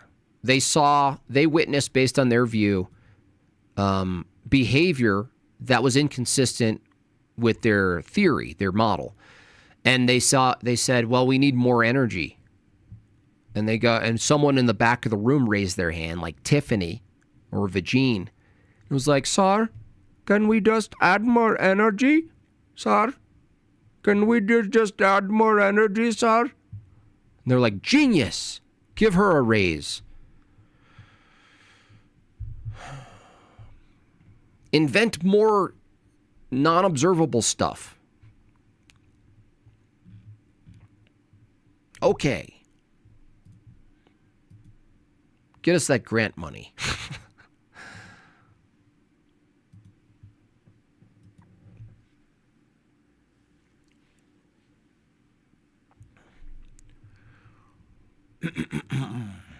They're like, it's fine. It's mathematically consistent, guys, because math is the science. Math is the science. No, it's not. No, it ain't. When is this Cope stream? Is it the 17th? 2 p.m. Ooh, that's starting soon. We should watch some of it. Okay, now I have an excuse to kind of stay on. I could snipe Myth Vision and watch his salesmanship.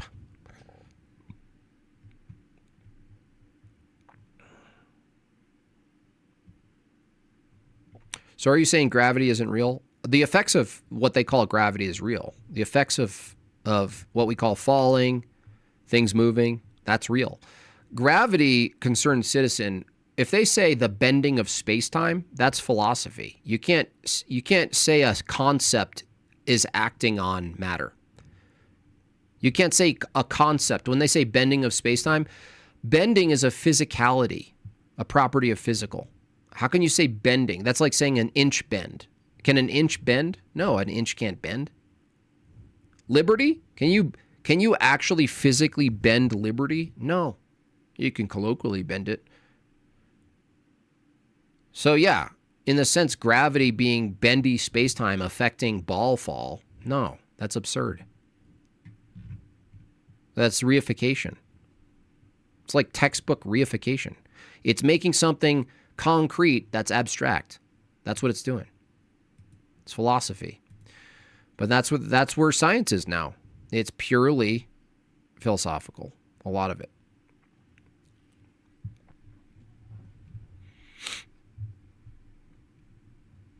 You know what's also wild to think about is, like, according to the model of gravity, if we were to hypothetically somehow carve a hole down into the center of the earth and carve out an empty space that could, where a couple people could inhabit the empty space. Let's say like a 20 by 20 empty sphere inside the earth.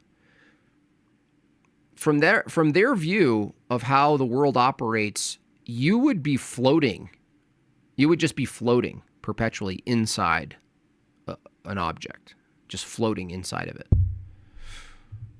Now, there's nothing absurd about it to me. Like, it's just something I think about where if I conceptualize it, you would be floating completely. You wouldn't be in any direction. You would just be floating inside an object. But then it's like, couldn't you, this is what I ask them, at what size or mass of an object does this phenomenon occur? At what size?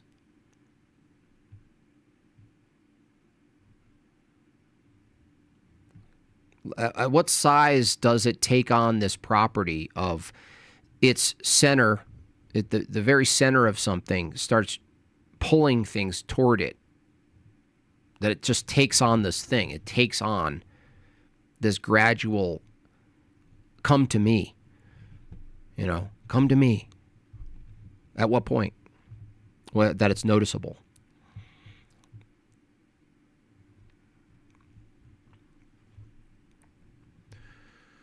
I'm pretty interested in this. Let me see. It's going to be funny. You guys, we're in for a treat. Look how serious, dude. What is wrong with you guys, Neil? You guys look, what is this? Why do you guys take yourself so seriously? What kind of headshots are those?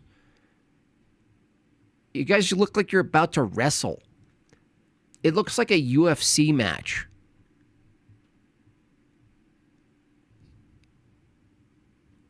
Why are you, what do you, don't the kids call this something like frame maxing? Why are you frame maxing?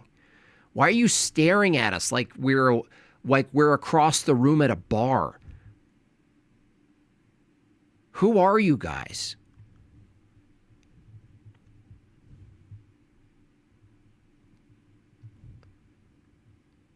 Derek, chill, bro. You look like a tennis coach who takes his life too seriously. Back off. Frame mogging. Just back off the camera a little bit.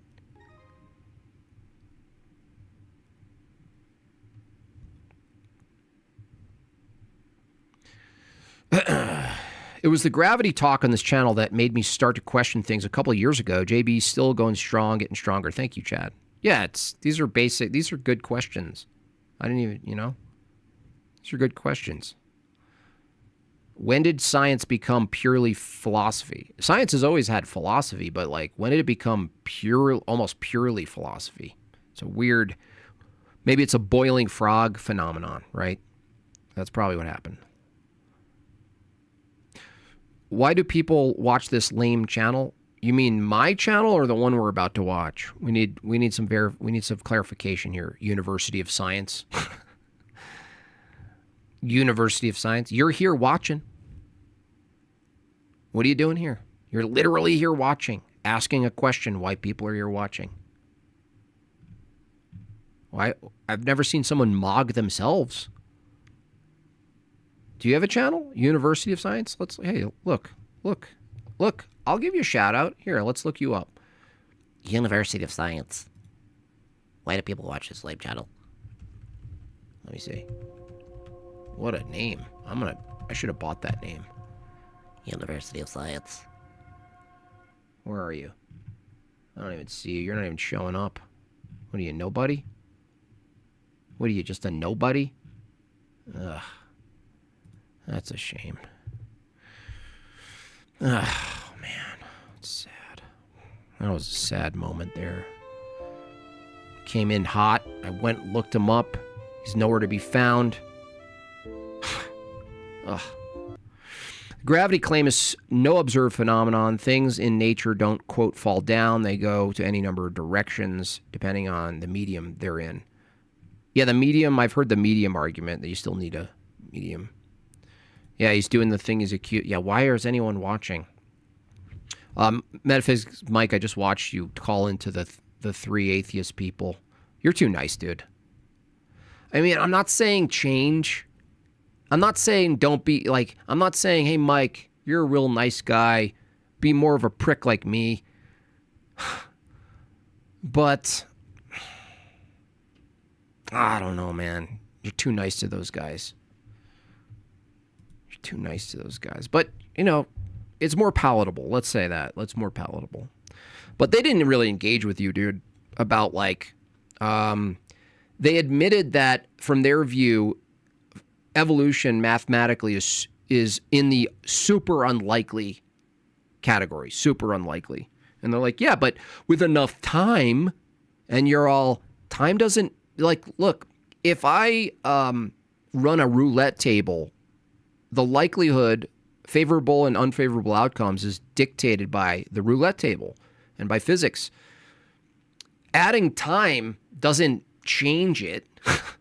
It's like, doesn't change anything.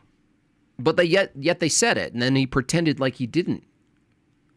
He pretended like he didn't say it, and he did. The Deconstruction Zone literally said, well, if you just add some time, the 14 billion quadrillion years, If you just add 14, just think about it. If you have 14 billion years, metaphysics Mike, maybe it enhances the chances of you making highly specialized eyeballs.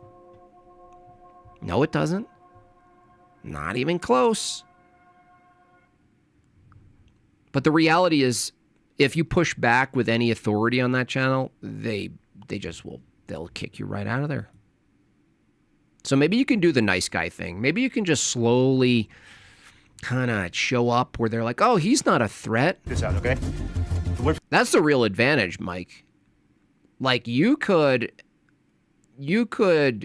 get in good graces and come out of nowhere with a killer. And all of a sudden they're like for instance, Mike, if you go back in, ask them to affirm randomness and ask them how they determine anything's random.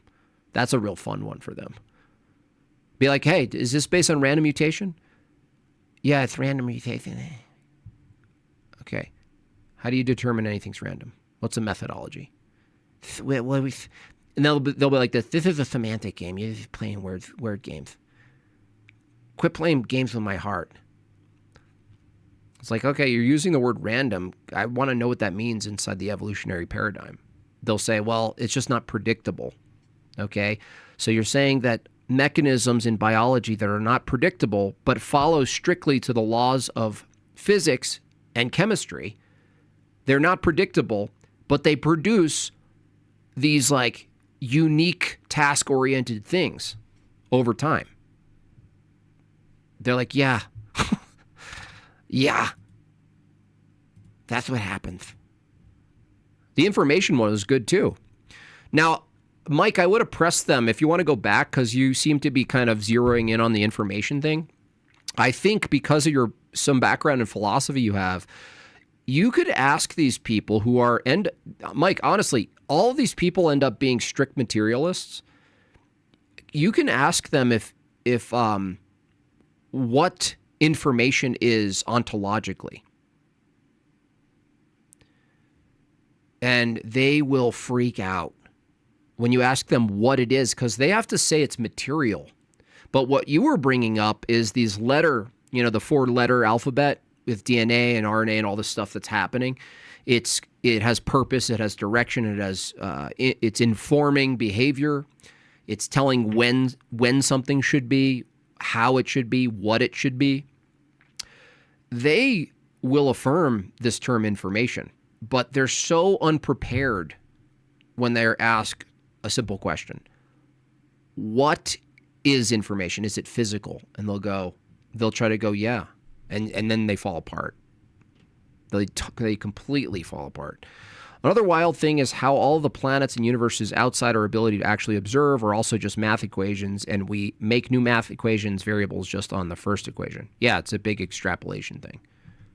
It is. Massive extrapolation. And that's the thing is, like, math is descriptive. Math doesn't explain anything. Math describes. It doesn't explain. But they think it explains. They're like, it's math. It explains it. The algorithm. Welcome back to the Gnostic Informant, and you're about to attain true gnosis. And welcome to Myth Vision, ladies and gentlemen. Derek here, Neil here. We also have a special guest joining us, Steven. What's up from the Skeptical Agnostic? Welcome, man. What's up, gentlemen? Thanks for having me. I was watching your videos and reading some stuff that you reading some of your stuff before the debate to get ready for tag, and it was very helpful. Yeah, I appreciate it, man. I was glad. You called out the vending. No, that was good. You actually got them on that. It doesn't change anything. They conceded, and then it's like, well, you have to explain how this actually works. And they always say, well, with enough time, it'll work. And you're like, what? What's happening though? Like what's physically happening from your view over time? Well, random mutations happening, and eventually it hits a home run.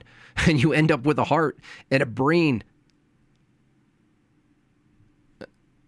By the way, Mike, if you were late to this stream, I highly recommend going back to the beginning of my stream when I confront this guy Nitty, God bless him, on an epistemic problem that all of these people have. And I recommend you take it, reformat it to your liking and run with it because it's so brutal to their view.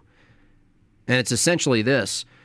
If everything from the evolutionary view is purely incidental, that is to say, it's an accidental process in its formation, just merely dictated by natural selection. But the process of creating the brain and the hands and the eyes, they don't actually exist for the function that they do. They don't exist for that function. They accidentally do that. It's just incidental. Well, they don't realize this because they grant themselves minds. They don't realize this is happening because they just think, well, no, I have to have my mind to think about this stuff. We're talking about other things like tails and hands. And I'm like, wait a second.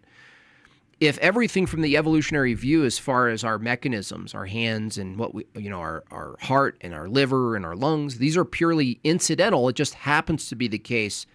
They perform tasks that make us survive better. Then the brain itself is incidental. And this is a complete annihilation of their epistemology. But they don't realize they're stepping into it. It's beautiful. It's beautiful. Glad I could help in whatever small way possible. Yeah, I kind of had my own little review this. I want to get your thoughts on some of the things I said. 5 years, exactly. It's never been, I think, your forte to like really enter into what I call like this. I like to think of it as mental masturbation kind of stuff. Debating? This constant, It's such a cope. It's such a cope. So diminishing, so condescending. Debating, it can be. Okay, I'll give them that. It can be. But come on, man. Philosophical side of things. It doesn't mean the brain doesn't work. Yeah, average lizard, you weren't here for this. If the brain is merely incidental, then you got two problems. Each brain is incidental in its own unique way. And you can't say, if a brain is incidental, you can't say the brain operates in an incorrect way. You can't say it. You can't say if the brain, if there's no use or purpose to our appendages and our hands and what they do, you can't say these things have the capacity to incorrectly work. There's no correct or incorrect working for them. It's incidental. So the problem, average lizard brain, is that would be true of your thinking. There's no correct way to think. It's an incidental biological thing. It's just incidental. Yeah, I'm just starting to get into it. I mean, I've had a few debates in the past. I don't think I'm that good at it, but I actually enjoy it. I think it's a thrill. It's actually kind of fun. I actually had fun last night. Yeah. That's good, Neil. Did you get to watch it, Stephen? I came in and watched the weakest argument I've heard in the entire debate. Wait. I think that's actually the weakest argument. Wait. Watch the full thing, but yeah. Was it right with the three on the? Did you see the? Did you see the three on the? Yeah, that's the best part. Dude, I think that's actually the weakest argument I've heard in the entire debate. Derek, that wasn't an argument. It's not an argument. Opinion was the three is the one, but we'll get into that, I guess. And they would argue that we just don't understand it. So. Of course. And then when we talk about the text, they don't understand the text. And when you're arguing biblical stuff, you know what I mean? There's a lot of stuff that was said though that you'd have to like slow down and be able to break down everything that's knowing true things is an evolutionary beneficiary. Yeah, that's not. You're just granting the thing in question. There's no such thing as a true thing or a false thing from the evolutionary view. You know why, lizard brain? Is because from the evolutionary view, an evaluation is just a physical event happening, a state of affairs. You can't have a true state of affairs. It's just a state of affairs. You can't have, there's no true waterfalls. There's not a true tree. There's no false grass. Okay? You really do have an appropriate name, though, don't you? It's being said in order to understand. And so I guess we could start reacting whenever you guys want. Any other comments before we begin? No, let's jump into it. All right, let's do it. Let's do it. Here we go. Yeah, it wasn't an argument. Yeah. Yeah, true is what corresponds with reality. Yeah, and how do you know correspondence theory?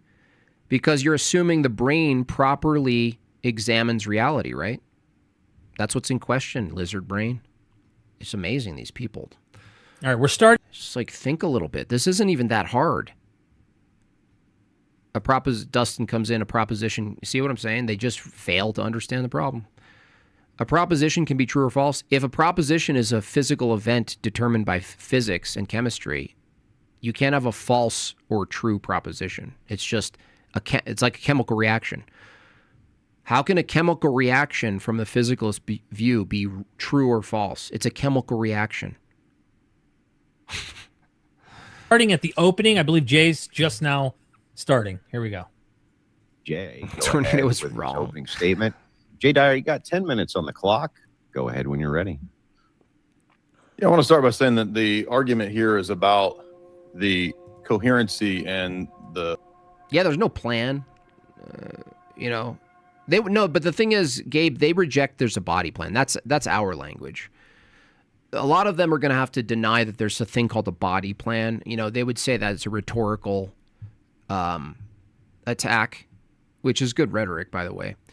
But they don't. They reject that there's a plan of anything. So, you know, and consequently, if there's no directionality of biology and the brain and a reason for things to exist, that they exist to do this thing, that the liver exists to process toxins, that the blood exists to transfer certain things to certain places. The heart is an engine, type of engine, and all of these things. They really believe, Gabe, that these are all accidental, that they all accidentally work beautifully by accident. A worldview that makes the best sense of reality. And between us, we will be arguing two different paradigms that have radically different accounts of the nature of reality. It's not the chemical reaction that's true or false. What is it? Under your view, a proposition and evaluation is a chemical reaction. You're body bagged here, okay? Reality. Or proposition is a concept. It can be true. You don't have an ontology for concept from your view. A concept itself would be an event in the brain, okay? You don't make a lick of sense. You don't even know the shit you're in. You don't have an ontology of a concept from your view unless it's material. A proposition is a concept. Is that a physical thing that's produced physically in the brain from your view? These people grant themselves immaterial existing things. It's funny. My argument, I will be arguing from a divine revelation position that I believe sets forth what I would say is an Orthodox Christian paradigm, namely that the basic fundamentals of a worldview, my worldview, anybody's worldview, would be metaphysics, epistemology, and ethics. And no, I actually don't know from your materialistic view what a concept is. Tell us. Do concepts exist, Dustin? Okay, from the naturalistic view, what's a concept? What is it? What is it? Does it exist in the world? And those fundamental categories would point us in the direction of a worldview that makes sense of and gives an account of those things.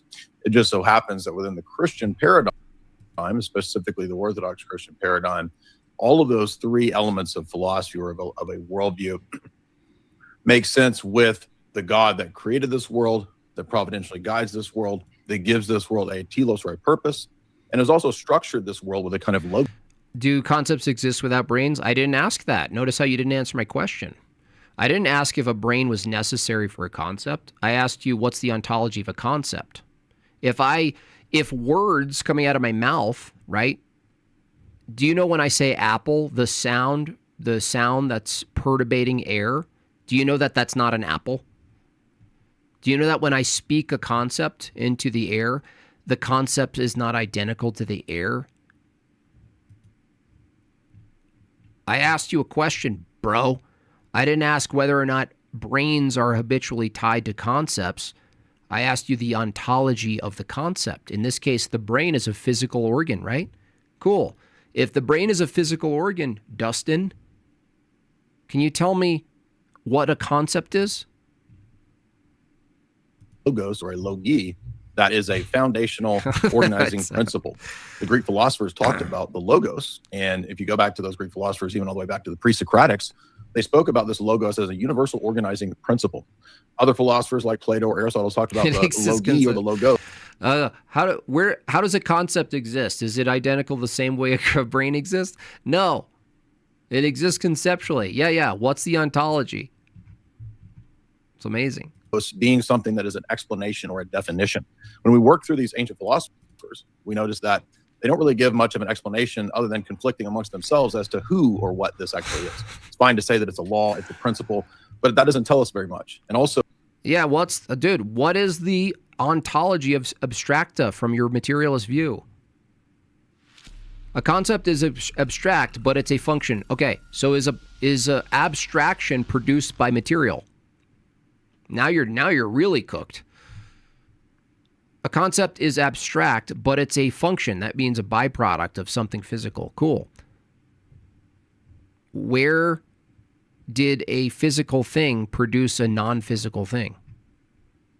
Show me that. Show me that inductively. A physical thing producing a non-physical thing. These people are really telling on themselves. It's not the first time I've heard Derek use the word masturbation in reference. Yeah, it's always the case. It's always the case. So it conflicts. The Stoic idea conflicts with later Neoplatonic ideas as to what the logos actually is. The Hebrew wisdom tradition, and you can pause right there real quick. I got because it's sort of true what he's saying. There are different ways to interpret logos, like the Stoic logos. They reinterpret Zeus as this like perfect mind that's outside of space and time, and like almost like a deistic version of Zeus. I guess maybe not deistic, but definitely not the Zeus from Homer. The software comes from a mind, dude. Software has intent. Okay, now you're just really arguing for a god. It's like software on a computer. You mean software that's written and coded to do something for a computer with intent? Congratulations, you just cooked yourself. You're like a microwave with hands. But the Middle Platonists do adopt that exact logos. That's what you read like Antiochus of Ascalon, who's a Middle Platonist. It's every time, dude. They don't know where they are. They don't know what they're saying. They don't know what they believe.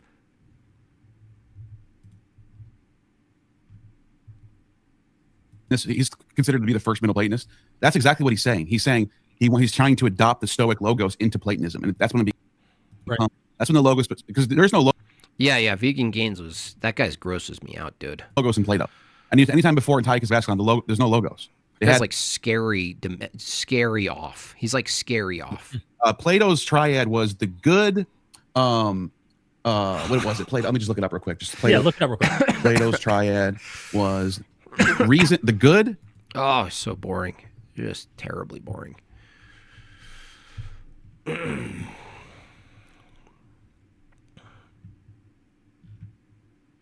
Do concepts not exist? Well, that's the thing, dude. When you talk to these materialists, these people who hold to a naturalistic view of all things, they end up being physicalists, and so they have to say concepts don't exist if they're consistent with their system. But honestly, this is like beating up like people in helmets, right? This is unfair. So it's completely unfair. So, I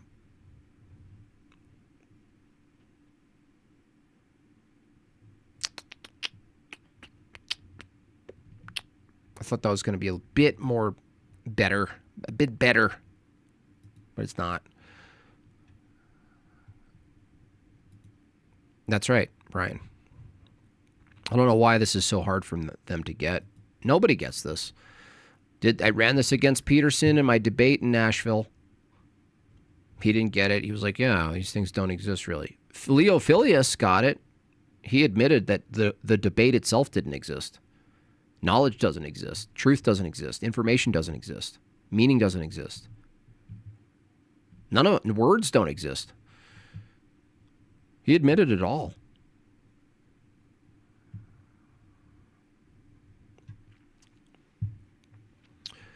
You worked out how to explain to me what a soul is?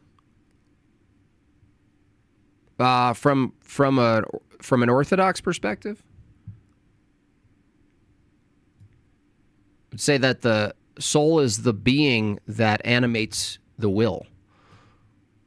in really simple form. So, the thing that intent necessitates. So you could say in the human sense, your experience of yourself, YouTube, the knower, the body itself isn't the knower that's examining the body. The personhood that uses a brain from this perspective wouldn't be the brain. Otherwise, that would be the brain using the brain, or the body knowing the body. This would lead to strict determinism, in which case would make knowledge impossible. So even you asking YouTube gloop, even you asking the question, assumes from even your own perspective that there is an identity that's not identical to just the biological hardware to ask a question. To even ask a question is to assume. You don't have to call it a soul, but you are assuming some identity that's not identical to matter, that's observing and asking the question intently. So the question becomes, okay, well, whatever that is, you have to now go to the worldview level and figure out which worldview gives an account and a workable, holistic system for what these things are and how they operate. You don't have any. I mean, there's, from your view, likely, if you're like a materialist atheist, there is no you. You're just a determined machine who happens to be in my chat, and without their will, no will, just deterministically typing on their phone and hitting send. Raziel, $5. From their view, shaking a box of circuits long enough should create a computer that plays CGI dinosaur vid. DNA is far more complex. Pray for them. Yeah. Yeah, it's sad. The view itself is just so nihilistic and broken. It's real bad. Digestion exists? Yeah. It's a process specific to an organ.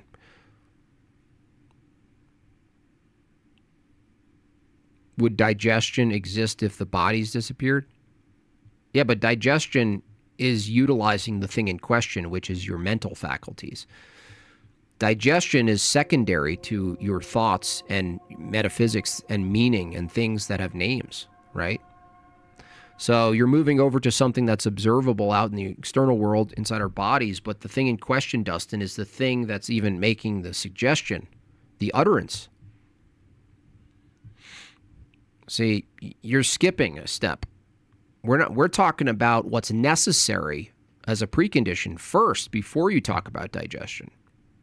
Now, if you're going to say the mind, the brain, is identical in the same category as digestion, you've just now you've really doubled down on an epistemic system that's impossible. Because there would be no difference deterministically between you spouting out a proposition and the intestines spouting out a turd, which coincidentally, atheists, they're pretty consistent based on what the things that they say, that they actually hold that the brain is utterly no different, categorically no different than the intestines shitting things out, because that's what you guys sound like anyway.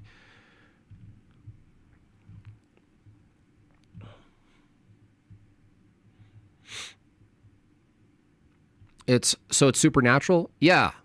In a sense, from your view, yeah, but you believe in supernatural things from the sense. And I'm not talking about ghostly. I'm saying that things that are not found in nature. You believe in things that aren't found in nature. So if you're going to pretend you're here and you don't believe in things without substance, you're full of it. I can list a bunch of things. But I'd first get you to say that you don't. I dare you. I dare you. I dare you. Hey, Tony, we played your song. It's so funny, dude. How did you get that vibrato? I didn't hear that the first time. What's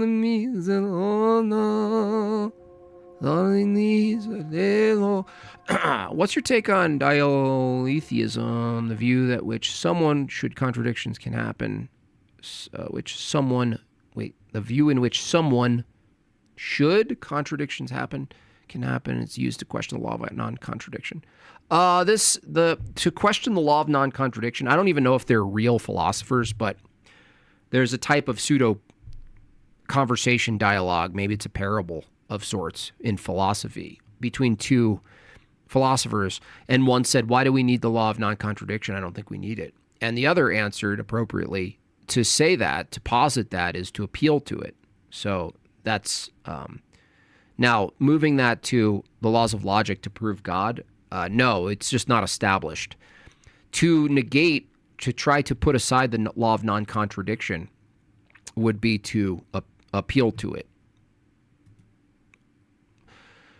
What is the Bible verse talks about the living soul? I remember a living soul being breathed God. You're going to have to look that up. I don't have time to look that up. I appreciate the super chat, though. Someone in the chat can do that for you. That's why I have chat people.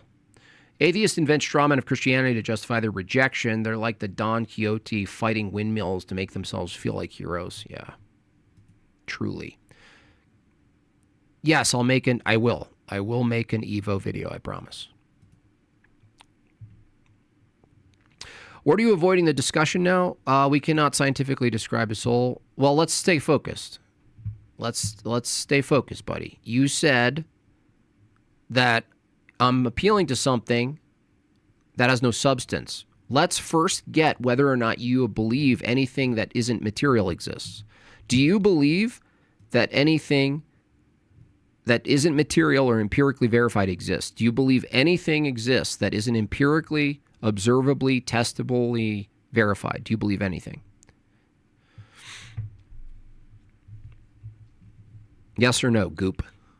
Gloop? I don't believe in any supernatural things. Nope, you got to focus. You got to focus. Substance is to say material, right? Do you believe in anything that exists that doesn't have substance? That's to say it's concrete, right? Or are you saying physical? I'm trying to verify here what you believe here. Mr. Chat Mudworks. Hold on a second. Hold on. Mud. Oh, hey, Mud. $10. According to the evolution, would the plan for the system pre-exist the system itself? Would the blueprint be the accidental that allows for systems to evolve, accidentally create parts of the system? Yeah. Before something unfolds, there's a system that needs to unfold what's unfolding. Does that make sense? So yeah, the question's really good. It is a sense of, it is like an instance of endless regress. Because they're like, well, the system produces accidentally these other systems. And you go, well, I'm sorry. The system produces the systems? Okay. Incidentally, what was the initial thing that produced the initial system? And they go, I'm not talking about abiogenesis, you big jerk. And you're like, okay, well, you're granting yourself functionality of a system that you just give yourself. Why? I'm not giving you that. I'm not giving you any of that. Monasinam sola, tamashane mana inogri.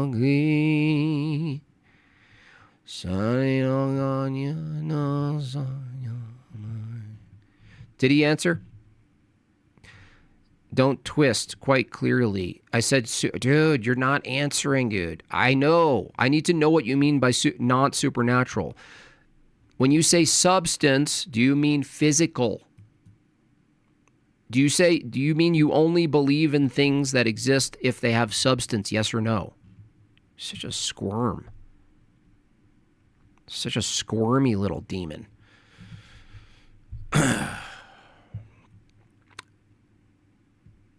It's so hard to talk to these people because they can't answer basic questions. It's a simple question. Are you saying you only believe in things that have, quote, substance? And by substance, do you mean concrete? It's a very pointed question I'm asking you. Everyone else understands the question. I only believe things in substance. Okay. By substance, do you mean physical? Material? Concrete? Is that what you mean by substance? Sheesh. Nasty little gibbons. Nasty little gibbons. Stinky little apes. It's like a zoo. It's like being in the world with atheists is like being in a zoo outside at Sprouts. I didn't ask what you're not talking about, dude. Look, I'm going to ban you if you don't answer my question. Nothing's clear to us. For the last time, when you say you only believe in things with substance, I'm going to ask you one more time, and if you don't answer, I'm going to ban you for life. I'm not asking you what you're not talking about. Do you believe in only things that have substance? And by substance, you mean concrete, physical? Yes or no? He's like, no, I don't do clarifications. Ban away. Just answer the question. Are you admitting you're not going to answer the question? Do you mean, when you say substance, YouTube gloop, do you mean physical? It's a really easy question, buddy. To prove a point, you're terrified to accept you make supernatural claims. Okay, so you're not going to answer. So he's not going to answer. What I'm saying is, based on your epistemology, based on your ontological system, you also hold to supernatural claims. If what you mean by supernatural means not of substance. That's why clarification gets you guys completely cooked, and why you don't answer clarifying questions. So get him out of here. You're banned for life.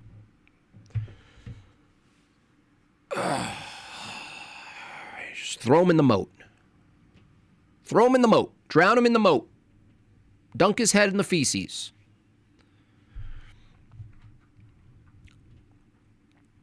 Dunk him in the poop. Gloop in the poop. Bye-bye, gloop. Gloop in the poop. It's all it ever is. It's every day. This is every day for us. Be gone, gloop.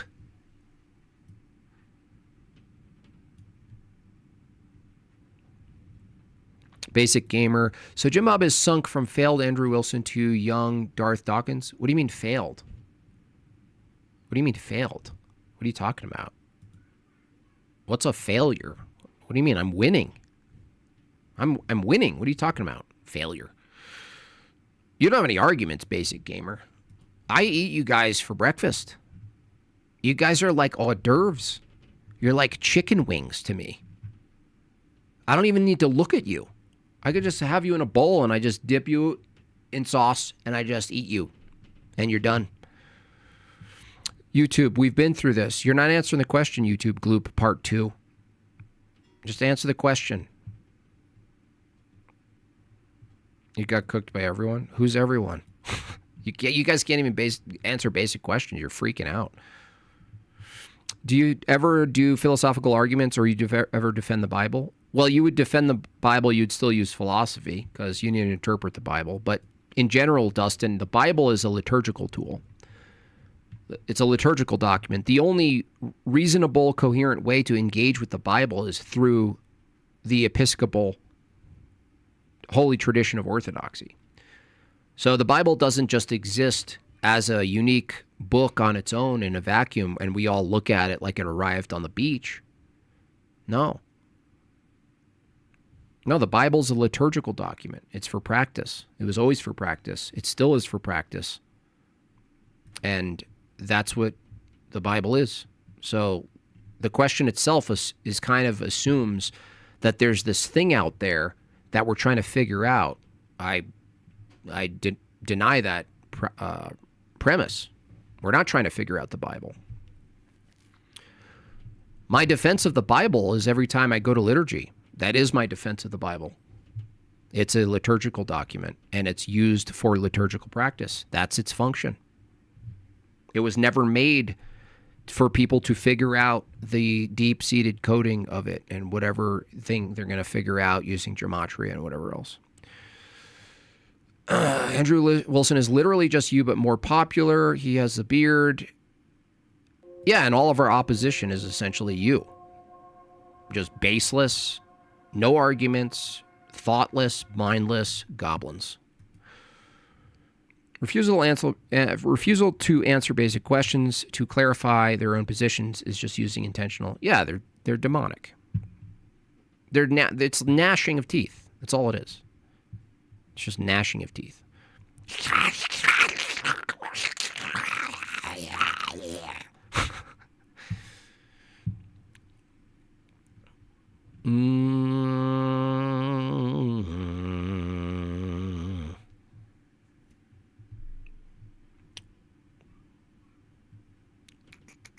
They got nothing. We're at the end here. It's like where are our new enemies? Is it Muslims? Is it the global elites who eat babies? Our enemies are just gone. They're like little slugs on the road. They're like the worms after the rain. You run out on the sidewalk to go to your car when it's raining and you see a bunch of worms on the sidewalk and you're like, what is that? Oh, wormy. And you look closer, it's you, an atheist, in my chat. Suzanne. Yeah, totally, Suzanne. Good. Good on you, Suzanne. Good on you. It's global elites. Joe.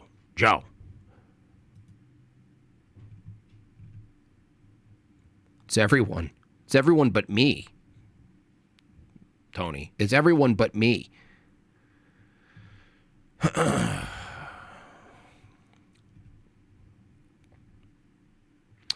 You said you released Nose on the Grindstone? I think I released it, Shy. I think I did. Hold on a second. Nose on the Grind. If not, I definitely recorded it during a live stream.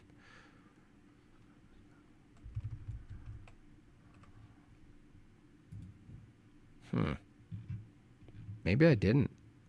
Maybe I just played it live. I did a couple of good performances.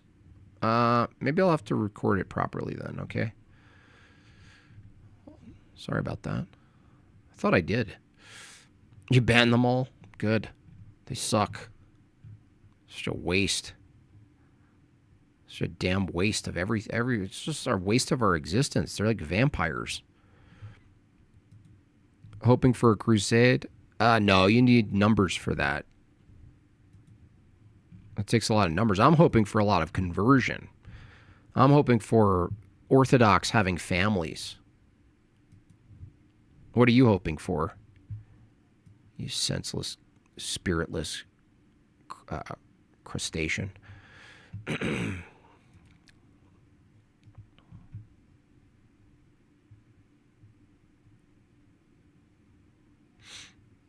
Augustus Gloop. Augustus Gloop? Can you sing Right Here by SWV? I don't know who that is. Is that Dave Matthews Band? What is that? You think I know these things? SWV? I don't know this stuff, dude. I don't know any of this stuff. I don't know these things.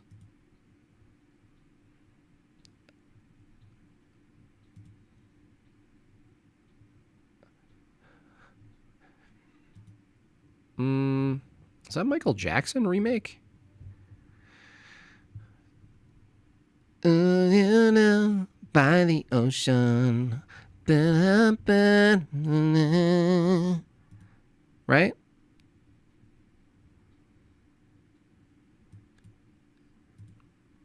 Securities.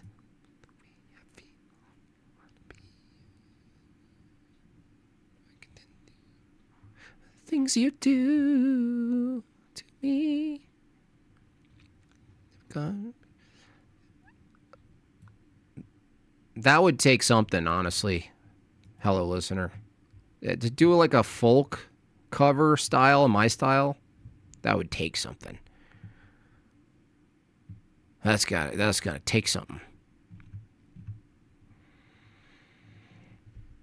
You know you're a real piece of trash when you already have backup counts? Yeah, I don't even know if they're real people, honestly. I don't even know if they're real people at this point.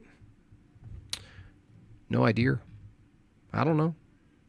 20 minutes. Let's hit this last goal before I send you guys sailing into the abyss. Let's finish with a bang, shall we? For all my haters. Shout out to all my haters. 9 left, 19 minutes. Shouldn't be a problem. Use that chord. Use dat chord. Discord and dat chord. I like that. I like that. Nice. Nicely done. I watched a video where Professor Dave cooked you. Beep bop, beep bop. Hey, tell me, buddy, how could someone cook you if your brain isn't purposed to think properly? If there's no such thing as proper thinking. You ever think about that? Dum-dum? You mean when I asked him, how does random mutation produce highly specialized things? And he goes, haven't you ever seen web feet? You mean that? You mean when I asked him, how does he know something's under natural selection or not? He said, humans are no longer subject to natural selection. You mean that? You mean that when he cooked me? You guys don't know what you're talking about. Professor Dave is an embarrassment. He's actually an embarrassment to even the scientific group of people that you're supposed to be listening to. He's a blemish. And so are you. You're a blemish too. You don't even know what it would mean to be cooked. The dude said his own brain has no purpose. Do you even know what that means? You don't know what it means. Nasty little gibbon. Nasty little gibbon. That means he has no purpose to in thinking. There's no real way to think. There's no proper and improper way to think. There's not a correct way to think. There's not an incorrect way to think. And further, there's no purpose of him converting people to the belief of evolution from not the belief. He has no purpose in everything he's saying and doing. His whole YouTube channel is purposeless. There's no purpose at all to any of it. Nasty little gibbons. Bad gibbon.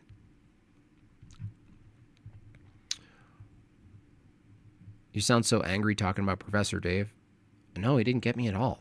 I'm perfectly pleased. And the fact that he refused to debate me one-on-one is a win for me. Exactly what I predicted. No, I'm not angry. I love it. What are you talking about? Do you know the spike I have in income and viewership because of his spur gout? Are you aware? Are you aware? You're not aware, are you? You sound angry. Imagine telling me in contrast to how Professor Dave acts. Imagine saying I'm the angry one. That's funny. That's probably Professor Dave in the chat. I bet you anything that's Dave talking right now. The University of Science? That sounds like something he would name himself. He said he uses his brain for purpose of thinking. That's the purpose? Yeah. Are you really that much of a numpty head? He is his brain from his view. There's no he using his brain. His brain isn't external to him and he uses it like a chainsaw.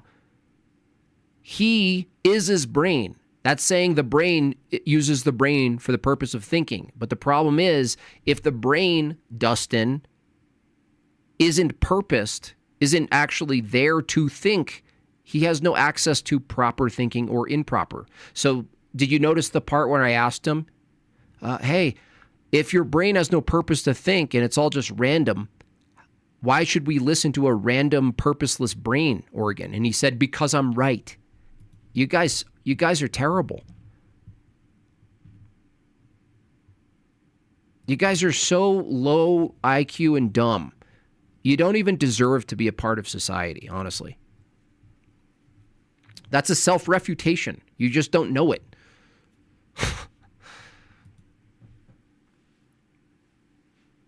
It's crazy, dude. All I did is showcase it live, what happened. Accidental. Yeah, it's accidental. His brain is accidentally thinking, but he uses his accidental non-purpose organ called the brain to think, yet he is his brain. He didn't become, I don't think he became a professor. No. 15 minutes, y'all. 7 more to go. The deeper the real physicists look, the more evidence of design they found. Yeah. Yeah, they dumb. They dumb. They dumb. Like that's what's so hard on our side is that we have some even rudimentary basics in philosophy and what entailments are when you take a position, and they don't. It's like telling a retarded person to get off the escalator because they're not facing the right way. Like that's what it's like for us. It is there to think if that's the purpose of its being used for. No, that's not how it works. The purpose of a hammer, listen to what you're saying. You don't even know what you're saying. The purpose of a hammer is whatever you use it for. No. The purpose of a hammer, that it exists, is for a specific purpose. The fact that you can use a hammer for a different purpose. Hey, Jim Bob. I just wanted to thank you for all that you do. I recently lost my younger brother to suicide. I'm sorry to hear that. He was battling depression and nihilism, and unfortunately past the point of argumentation, poisoned by the nihilism and relativism indoctrination of our school system. I wish that I found out about people like you sooner. Your pushback on these topics matters. God bless you and your family. God bless you. I'm sorry to hear that. Prayers to you and your family. That sucks. And yeah, that is something that's has to be fought against because nihilism is rampant. You know? It's rampant. It sucks. Here, let me ask you a simple question, Dustin. If the brain doesn't exist to think, that's its purpose. If that's not true, can you tell me how you know you're thinking properly, being that the brain is accidental and incidental? Can you tell me how you would know you're thinking properly? Is there a proper and improper way to think? If the brain has no purpose and it doesn't exist to think, can you tell me how you would know whether someone's thinking improperly? Purpose of the hammer is look maxing. Well, that was a $500 super chat? Holy cow! Oh my goodness. That is a big super chat. Thank you so much for that. I didn't know it was that massive. The writing moved the image off. I apologize for what would have occurred as a very unfulfilled reaction. Thank you so much for that. I did not see the thing. That's a massive amount of money. I really appreciate that. And again, much prayers to you and your family. That sucks. And yeah, continue the fight against nihilism. Because, you know, we're close to our family, but there's other people who aren't even in our families that are suffering from this kind of worldview. They really are taught from a young age that they have no purpose, that they are here accidentally, that they are the result of pond scum. They actually think that. They were convinced that this is a meaningless existence in the void of space. That's what they believe. They're taught that. They have to be untaught that. They do. They have to be untaught that. And Christians can unteach that. I was untaught that, by the way. I was untaught that. So, you're right. But, you know, the work isn't over. You know, there's other people to help. So, you know, it's a good opportunity to make your life focused on that. If you can. Just because someone didn't force the purpose on you doesn't mean you didn't. Dude, you're not answering the question, dude. None of you people can engage with the question ever. Ever. Is there an improper way to think? No. No. What you want it to do. No. I'm talking about, is there an improper way to reason?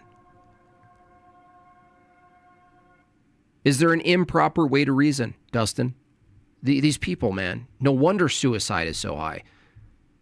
Look at this statement, you guys. Look at what we're dealing with. This is the product of public education right here. Properly refers to whether it's doing what I want it to. How do you get the brain to do what you want it to if you are the brain? I'm getting myself to do what I want it to, what it wants to. I am it. I am the brain. It's, oh, dude, it's just, I'm so black-pilled and white-pilled at the same time. I'm like a black pill and a white pill perpetually spinning. Was listening while driving. Glad I didn't accidentally found my phone. Unbelievable, these people. They don't know what they're taught. They never... They just let sounds come out of their mouth.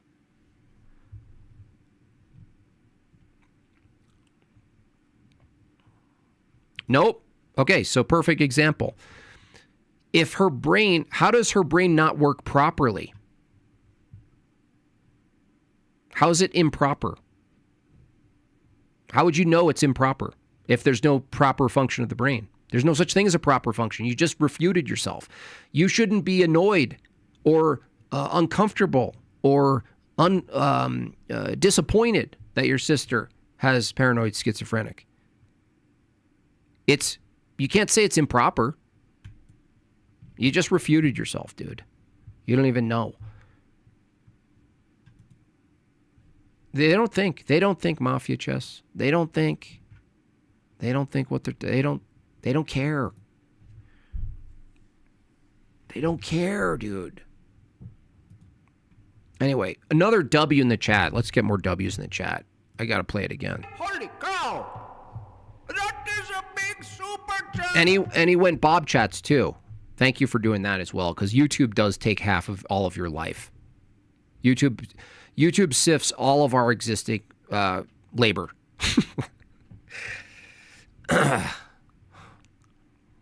They take it all. W in the chat.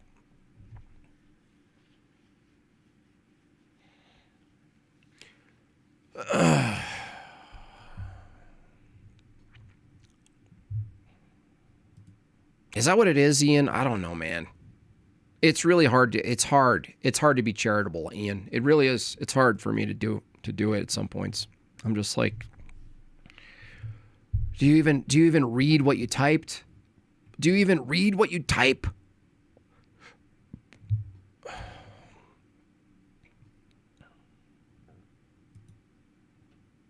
Yeah.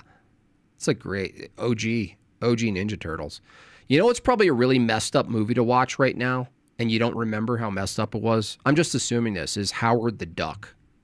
I have this weird intuition that if we all watched Howard the Duck, we'd be horrified. Explain to them what order is. Yeah, I mean, that's another way of using it semantically is there such a thing as a disorder? Is there such a thing as a disordered brain? They can't. They can't really say it exists. Hello, birds aren't even real. Peruvian dude? I think I'm going to eat Peruvian food. I got to load up before Lent on everything I want. Isn't it? Isn't it, Suzanne? It's horrifying. It's a horror movie. It's a horror movie.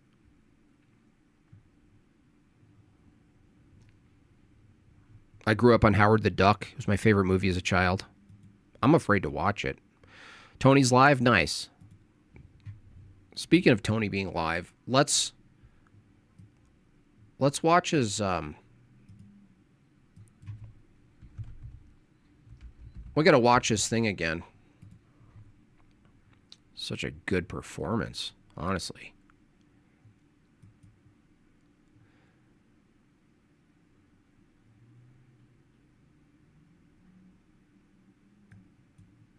I gotta find a good one. Okay, wait, here we go. Here we go. You guys ready? Are you guys ready for the encore? All right. Well, let's see. Okay, we have 5 minutes. Let's get a 5. Can we do 5 and 5? Let's do 5 and 5.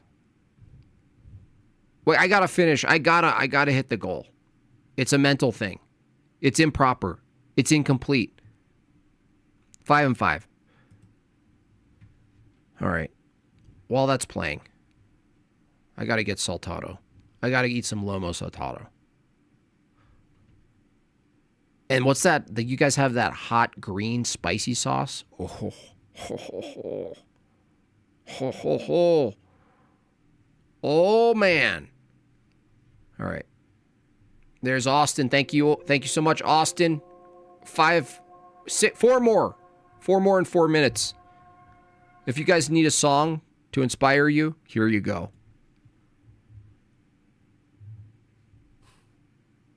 Here we go. Come on, Tony. Tony, you got this. You can nail this. You got this. There we go. Let's do this, Tony. That's right. Let's do this. Thank you so much, Suzanne. Thank you, Mark. 2 more. It's just so good. Fighting the disorder. Birds aren't even real. Thank you so much. We hit the goal. This is to keep Tony off the news. It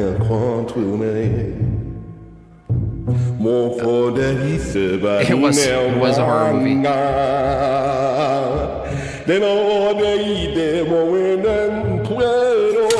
Oh, hold on. Vagine's talking.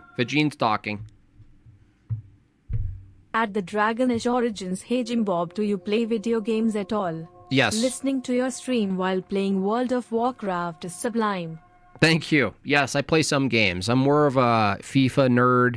I play Battlefield a little bit, but I'm really bad at it. And then Vigor and some other games. I have on my computer Body Cam, which is super intense. It's a super intense game. And some other things. But I kind of recently been on a creative tear where I feel when I play video games, I'm wasting time. I'm wasting talent. I'm wasting energy. But sometimes I justify it because I'm like, you know what? It was a long day. I need to numb my brain. So sometimes I'll do it.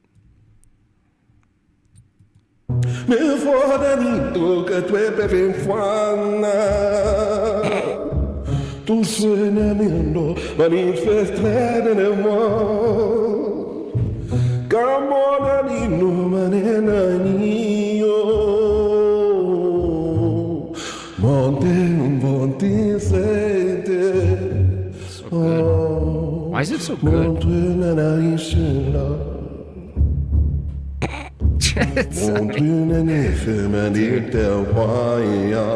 So ridiculous, man.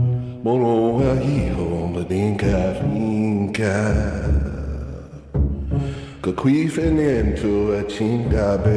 definitely said queef, yeah. He definitely said queef right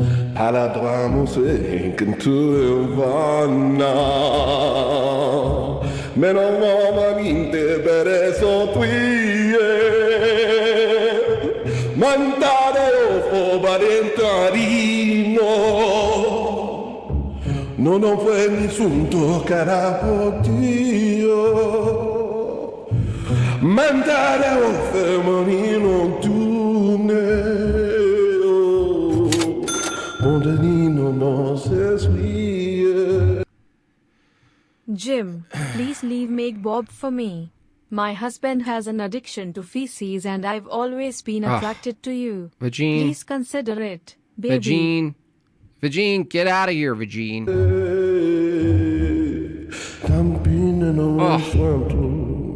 He did say queef, yeah, he did.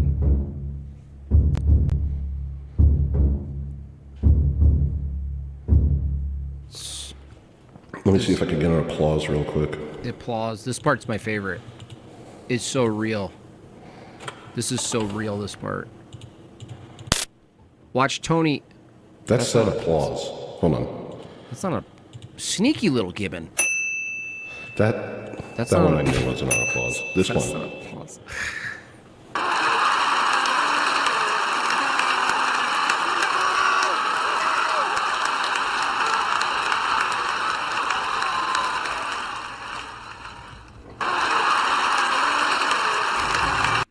So good. It's so good. Whatever that song is, that's got to be on his next album for sure. So make sure you go follow him. When I transfer you guys over, make sure you give a follow and a notification bell, okay?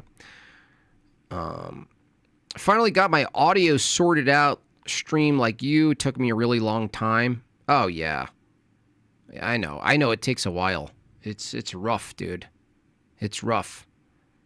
But if you ever need any more help, let me know. Also, sometimes you can jump on the stream, and if you share your system, like I can help that way, but I knew you can do it. The Big Daddy Pod. Everyone go follow the Big Daddy Pod. That guy is the most thorough Alabama accent that I've ever heard. I mean, when he talks, he sounds like he's about to punch a catfish.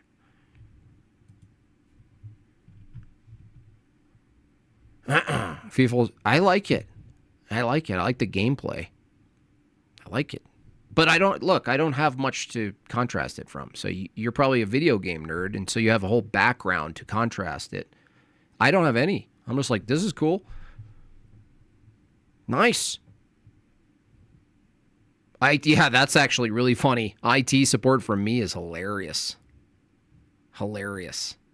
But, Dane, he'll get it going. All right. You guys are off. You're off to see the other creative guy, the most creative guy on the internet, honestly, at this point. Also, the least known person. Tony, hello, listener. That's where you guys are off to. So make sure to be generous. Give him a like. Give him some chats. Tell him he's doing a good job. Tell his stream elements it's doing a good job. And have a good rest of your beautiful day. Shout out to everyone who supported. Big shout out to the massive super chats today, including that Bob chat. Prayers to him and his family. And, keep moving forward. And hit me up even on email if you need to. All right? Go to church. And see you guys over at Hello Listener. Adios.